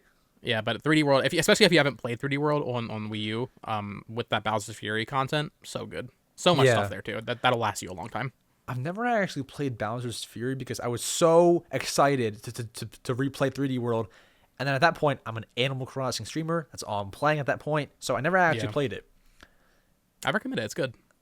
It's short too. It won't last you too long. So. Oh really? Like on an estimate, how long do you think? Under 10 hours probably. I mean, okay, it's not nice. it's not a full game, right? It's just like a side thing. Okay, nice. I'll have to play it at some point. Next, what is your opinion about the Avengers game? I don't know. They're talking about the Crystal Dynamics one from 2020. I wouldn't know. Yeah, not no. I played a little bit of it. It was just sluggish and slow. They announced it's shutting down, I think, later this year. Oh, so it didn't do too well. Like on the Switch, I think I've heard of this. No, it's on PS4 and Xbox. Oh, wait, on Switch. What's the one? Oh, that's like a. Oh, you're thinking of Marvel Ultimate Alliance on Switch. Yes, that game's pretty fun. Okay. It's not crazy in depth, but yeah, the Avengers game, I didn't really get into it. I know some people did, but it was just like, why does it have to be live service? Come on, stop. Yeah. Stop making these live service games. Come on. All right, worst Mario game. Can we include spinoffs, or are we talking only mainline? I'd say include spinoffs. Okay. I feel like I'll have the same answer as you. Right? No, I don't think so either. I mean, okay. You can probably go to Hotel Mario or whatever, right? I'm gonna keep it. I'll keep it a little bit more modern though, in terms of like recent stuff, because I feel like that's a little bit more spicy. So I'll just do Switch actually. At least worst Mario game on Switch. Battle League. Mario Strikers Battle League. That game, not great. I played I don't own it. I played the demo. I just saw no way can I see myself owning this game. I didn't like it at all. No, it's cool because it's like super technical, but it's a Mario game. Yeah. I don't want to be like, if I'm gonna like actually play like a super technical soccer game, I'm gonna play FIFA. Yeah, of course. Like it's cool, but I love like the art and stuff that they do for that game with like the super like thick lines and all that, but the content was not there. There's no story mode. Yeah. For me, for Switch, I'd have the same answer, but like, all of Mario, apart from like the Hotel Mario, apart from that kind of stuff, I'm gonna hop on the bandwagon. I'll say Mario Tennis Ultra Smash. Okay, that's fair. You know what? That's actually fair. That's a better answer than what I gave even for Switch. Yeah, that's great. That's fair. I don't like that. I actually, man, it sounds like I've played nothing with Nintendo, but I know my good bits. I've been a fan all my life. So what I'm trying to say is, I picked up Mario Ultra Smash less than a year ago. Dude, it sucks. No, there's nothing in it. There's no game. It's a tech demo. The reason I picked it up is because I was browsing for Wii U games because I wanted to play more games on my favorite console. The game was $15 new on Amazon, brand new, sealed. That's how you know something's not right. Yes. So I was that's how you should. Let me try it, and I can also own the game. Yeah, it sucks. Yeah. My favorite is Mario Power Tennis on the GameCube and Wii. I never played that one. I liked the new one on Switch, Tennis Aces. That was pretty good. That one's new. I actually sold that one. I'm not sure why. Just trying to buy something. I want it back. So hopefully eventually. Yeah. All right. We're almost done here. Next, do you have hopes for Mario Super Sluggers coming to the Switch? That's timely right there with the last question. Yeah, I like that game on Wii. I played the Wii version. I never played it on GameCube. I really enjoyed it. That was always my favorite sport, and Wii Sports as well, just baseball. That could be a game that comes out this year, actually. If we're talking about games coming out in the empty second half, I feel like Mario Baseball could fit in there nicely. It's not a huge game. They can announce it, release it in a couple months. I don't know if it's going to happen, though. Because we just got Battle League last year, and the year before that was golf. I guess it could be time. Yeah. I was surprised that there wasn't a Mario sports game announced this year for June or whatever. Right, yeah, I guess they could do one this year. Yeah. Because they've done it, past few years. We had Strikers, Mario Golf. I think there was something before that. I could be wrong. There was a gap between Aces and Golf. 2020 had nothing. But yeah, the past 2 years have had a sports game. So I guess they could have one this year, maybe. I don't think it'll be Sluggers, though. I think that they'll make a new one just because, I'm not sure. Sure. Sluggers is... I was kind of on it, but I just think that they would make a new one. I don't think that they'll port that game over. I wouldn't be surprised if they do. They've done this with the Wii and 3DS towards the end of their life. They release like a mix compilation kind of thing. On Wii, it was Mario Sports Mix. On 3DS, it was Mario Sports Superstars. Those games are never that good, but I wouldn't be surprised if they did something like that. Yeah. Also. All right, next. Which is better, Super Mario Galaxy or Galaxy 2? Galaxy 2. It's just more refined. I've never played Galaxy 2. You don't play games. No, this is the Mario Matter. What are you doing? No, but here's a very good explanation. It's probably not amazing. I beat Mario Galaxy just the other week. Okay. So I have yet to play 2. I'm going to soon. Yeah, Galaxy 2 is definitely better. It's just, well, obviously Yoshi's in there, but just the level design is more refined. I mean, it's what we were talking about with Tears of the Kingdom. Is it going to be better than Breath of the Wild? I would hope so. Yeah. it's just a better version. Yeah, it's just more better content. Yeah, it seems bad because I just said I haven't played Galaxy 2. I haven't played a lot of these games.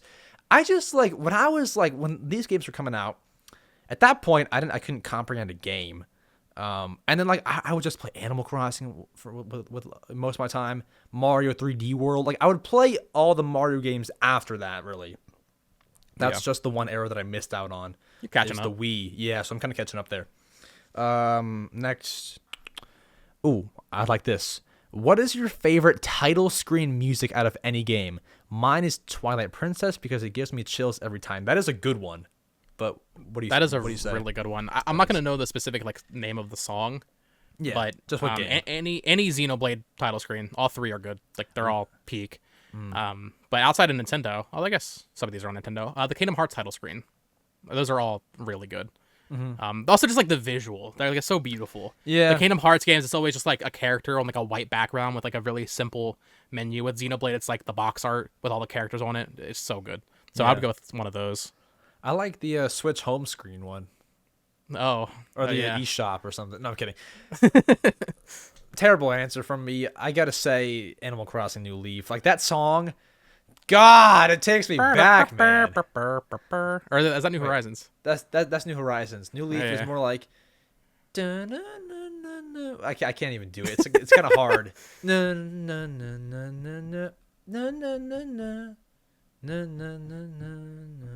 It's kind of hard to remember. I need to exactly. look it up after this now.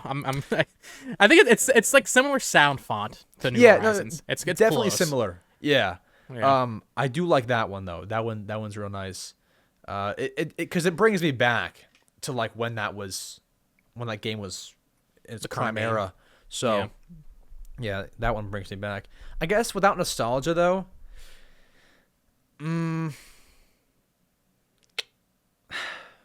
That's hard. I don't know. Can I say Minecraft? No, that's totally valid, dude. The Minecraft title screen's awesson. Heck and the music in that game, that's totally fine. Yeah. That one's nice. All right. Yeah, we don't have too many left. We're gonna skip a few that are kind of long. But for someone who hasn't played Breath of the Wild, should they play Breath of the Wild first or go straight into Tears of the Kingdom? Zelda's not super plot heavy. Yeah. This is the first. Well, I guess it's not the first time they've done a direct sequel, but this is the first time it's felt like it actually matters. Majora's Mask it doesn't really matter that it's a sequel to Ocarina of Time.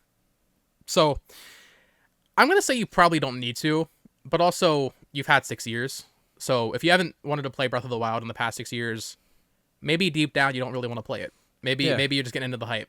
Maybe you should save that money. Oh, your TV went off. The dang Wii U after like what? Probably like an hour turns off. Yeah, so. turns off. Yeah. I mean, you could totally just go into Tears of the Kingdom if you decide to. That's fine. I don't think you'll be missing out on anything. But it might be harder to go back to Breath of the Wild after. Yeah. If you really like it. So Breath of the Wild's so good on its own, but because they're adding so much to Tears of the Kingdom, you probably should just play Breath of the Wild first and then go to it. Yeah.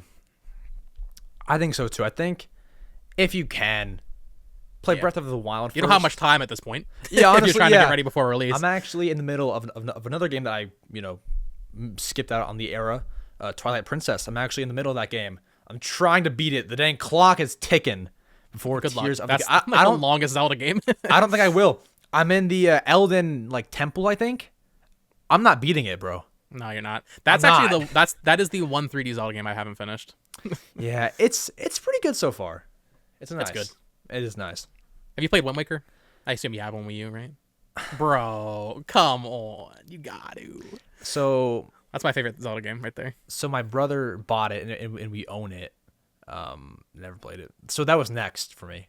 Okay, yeah. Like this sounds so bad. Like I thought I had played most of everything. I played Skyward Sword. I played Breath of the Wild. You get me on the podcast. You're like, wait a second.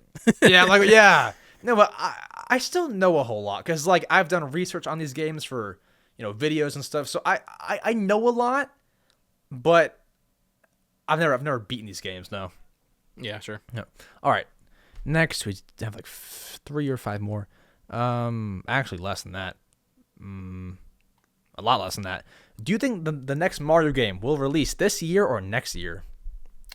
I think we've already kind of covered this. I would say safer to bet next year. That's realistic, especially if there's new hardware next year. But I mean, I would like to be pleasantly surprised. I just feel like, I don't know, it's one of those things. I mean, and we didn't really get into this with why they haven't announced anything. A lot of people think it might be because they don't want Tears of the Kingdom to overshadow it. So if we get that June Direct that you're expecting, maybe at that point they feel comfortable announcing something that is as big of a deal as Tears of the Kingdom. So maybe they could announce a new 3D Mario then and release it in 5 months. I mean, it's not impossible. I see it coming in September, the announcement for it. Sure. I see that happening. Late following year, probably. Yeah, in conjunction with Nintendo Live, I think it'll be then. Sure. I think that. All right, and then we'll go to these last 3.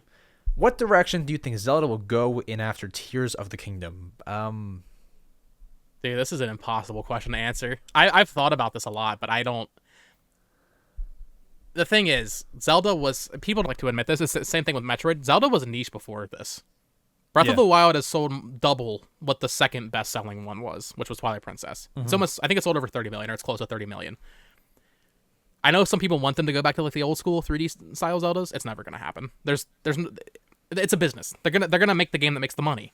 Yeah. So I don't think it's gonna be like reusing the same engine or art style, probably. And I mean, they could make it a trilogy, I guess, but it'll probably be another open world physics kind of focused game, I'd imagine. 2D Zelda, I think, needs to come back. It's been way too long. That can have its own little home as like a more budget kind of series or whatever. But for 3D Zelda, I think it's gonna stay Breath of the Wild style. I think it pretty much stays the same. Because you don't want to really you don't want to step too far away from that because like it's working for sure. So yeah, I think it just stays pretty similar.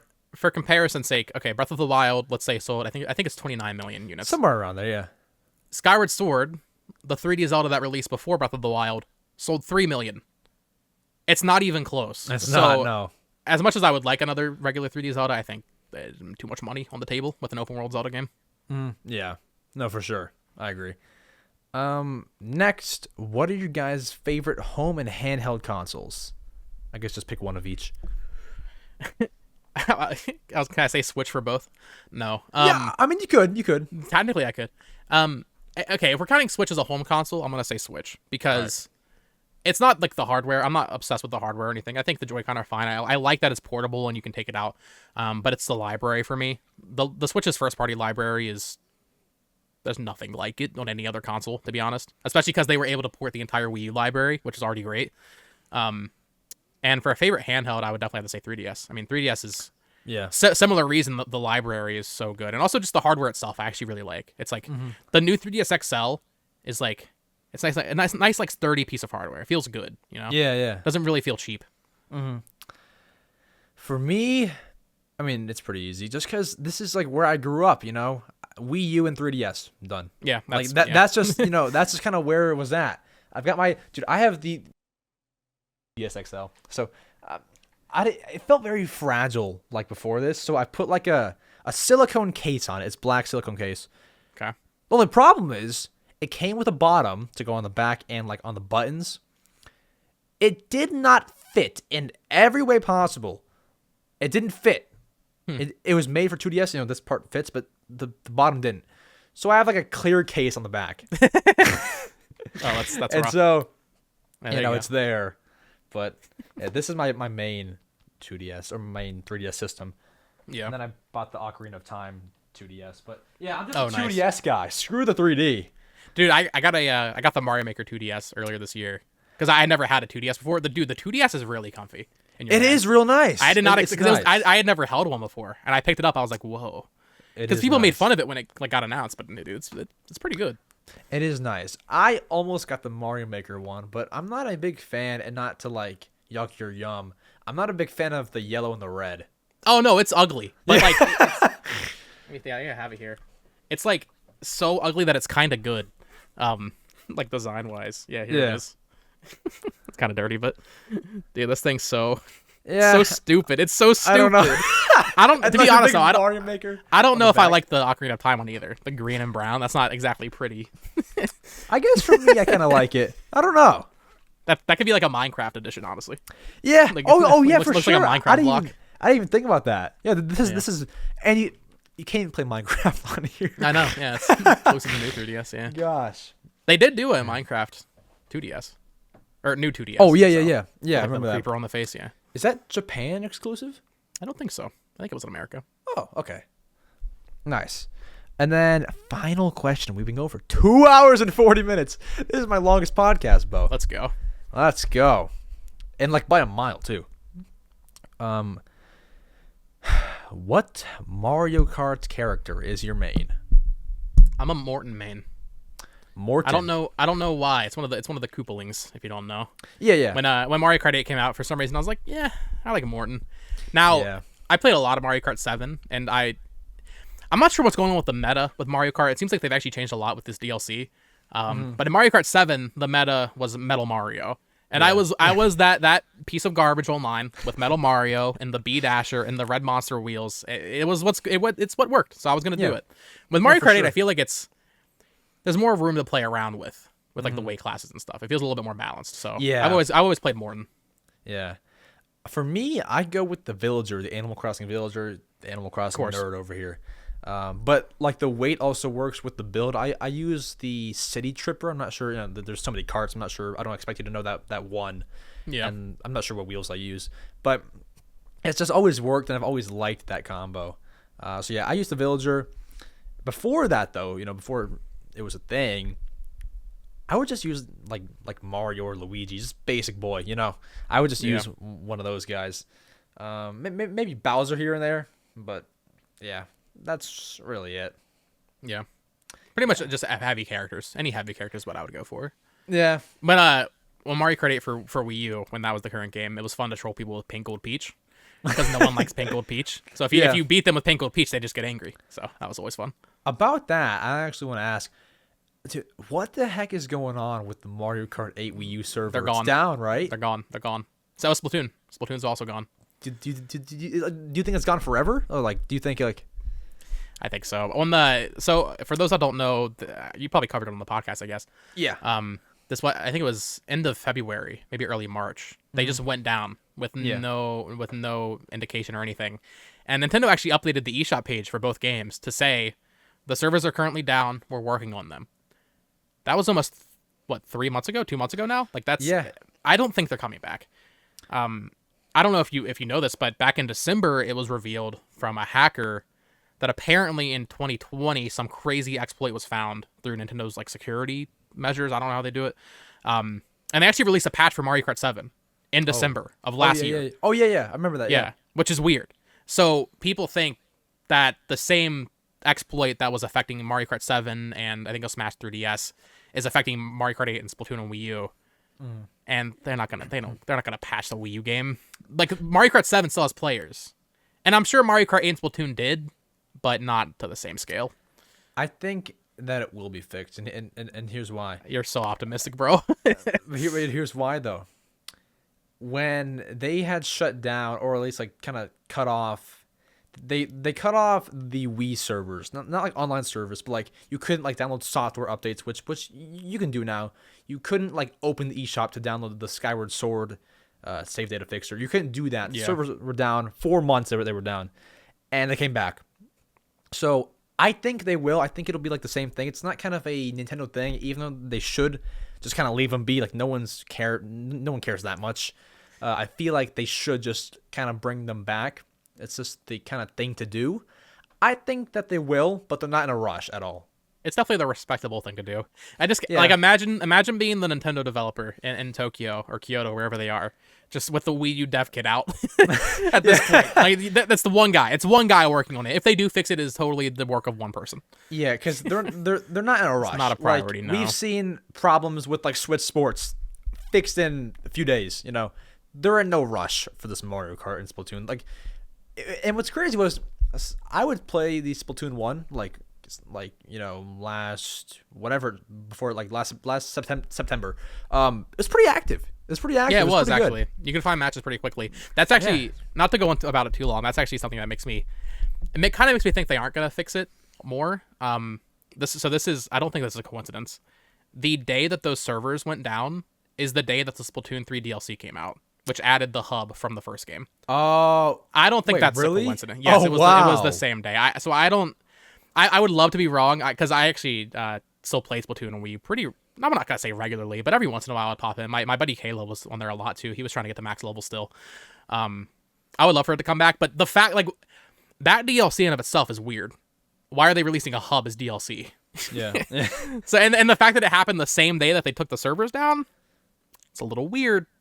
That does kind of make me think that it won't come back. Yeah, because now it's there, you know. Right. And then Mario Kart 8 is on the Switch. Kind of makes you want to get the Switch. Like, I want to play some more Mario Kart. You buy the Switch one. Yeah. That does make a lot of sense. Hopefully that makes a lot of sense, actually. Yeah. That makes too much sense. Hopefully it'll be back soon. With that, I think that's the podcast. Wow. About near 3 hours. This is the longest recording I've ever done, probably. Same here. That's crazy. All right. Wow. It's almost 5 o'clock where I am. We started at 2 where I am. I'm getting ready for that Xenoblade DLC in a couple hours. Heck yeah. All right. So where can they find you, Bo? Is it BoTalksGames everywhere? Yeah, pretty much. BoTalksGames on YouTube, Twitter. I don't really use any other social media. I think I have a TikTok. Nice. Yeah, I do have a TikTok. That's up there. I don't really post on it too often. And then, like you said, I have a manga channel, Shonen Soup, on YouTube as well. And then you've kickstarted your podcast. What do you do on there? And where they can find it on your YouTube live streams, right? Yeah. So the first episode we did live is like kind of just an experiment to get feedback from the community. Typically, it's going to be pre-recorded though. Just a weekly podcast similar to this where we cover news and go into it. And we're going to try to incorporate a lot of, obviously, viewer questions and all that. But also, Tucker, my co-host, really wants to focus a lot on Nintendo history as well as a segment. Oh, yeah. Talking about like a game from, our childhood or something, that kind of thing. Mm-hmm, or maybe like favorite Nintendo Direct moments. Just like topics like that, on top of the news as well. So cool. Similar to this, it will probably be pretty long podcasts because we're not going to cut it short. So might get some 3-hour episodes, but that's going to be weekly moving forward. Excited to keep doing that. And the live stream we did was actually episode 0. So episode 1. Episode 1 dropping this Friday. Wait, that's like I said, cool. it was a test run. Yeah. Okay, so 0 is like a test run. Oh, okay, so that's kind of cool. It's fun. I like that. Episode 1 dropping this Friday. Yeah. Everything it moved very quickly because you found me through my tweet saying I want to do a Nintendo podcast. Yes. And then like 3 days later, I was like, okay, I'm doing a live stream. I guess. I had known about you before. Do you know where I found you? It was a while ago. I think I found you. Did you make a video on like best like 3DS games to buy before the eShop closes? Yeah, last year. That's when my channel kind of took off. Yeah, that was where I found you. It just popped up and I saw it. And I watched it, and I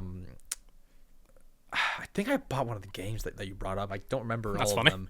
But yeah, I definitely made some purchases before it shut down. Yeah, for sure. Yeah, I think that's it. All right. Well, Cool. Thank you all for listening, watching, viewing, subscribing. What else is there? Running on a Commenting. treadmill and listening to the podcast and all that. Actually, I do have to give a quick shout out to my YouTube channel members real quick. Let me do that before I let you go. Monetization. Come on, quick. Where You have is to it? pull them up. You're like, who are these people? Yeah. I mean, because No, I no, can't no. I can't remember them all. Yeah, of course. Here we go. It's Kate, Carter Crossing, Abraham Belts, Jeremy R, Heisenberg, TSG, and Kuya Koi. It's not as many as you thought it might be. You know, you aren't gonna sit here for 5 hours like you did for those eShop sales. Remember that? Jeez, I just asked you if you remember that. That was like 3 hours. That's crazy. It was like a week ago. I know. Thank you all so much for being channel members. And thank you all so much for watching. We'll be back next Wednesday to cover the new. Or I'll be back. You'll be on your podcast. I'll leave all your links in the description. And yeah, thank you all so much. I love you all. We'll see you next week, next Wednesday, for more news. I love you all. Adios. We'll cut See you it guys. there. Wow. Oh, there you go. Cut. Nice.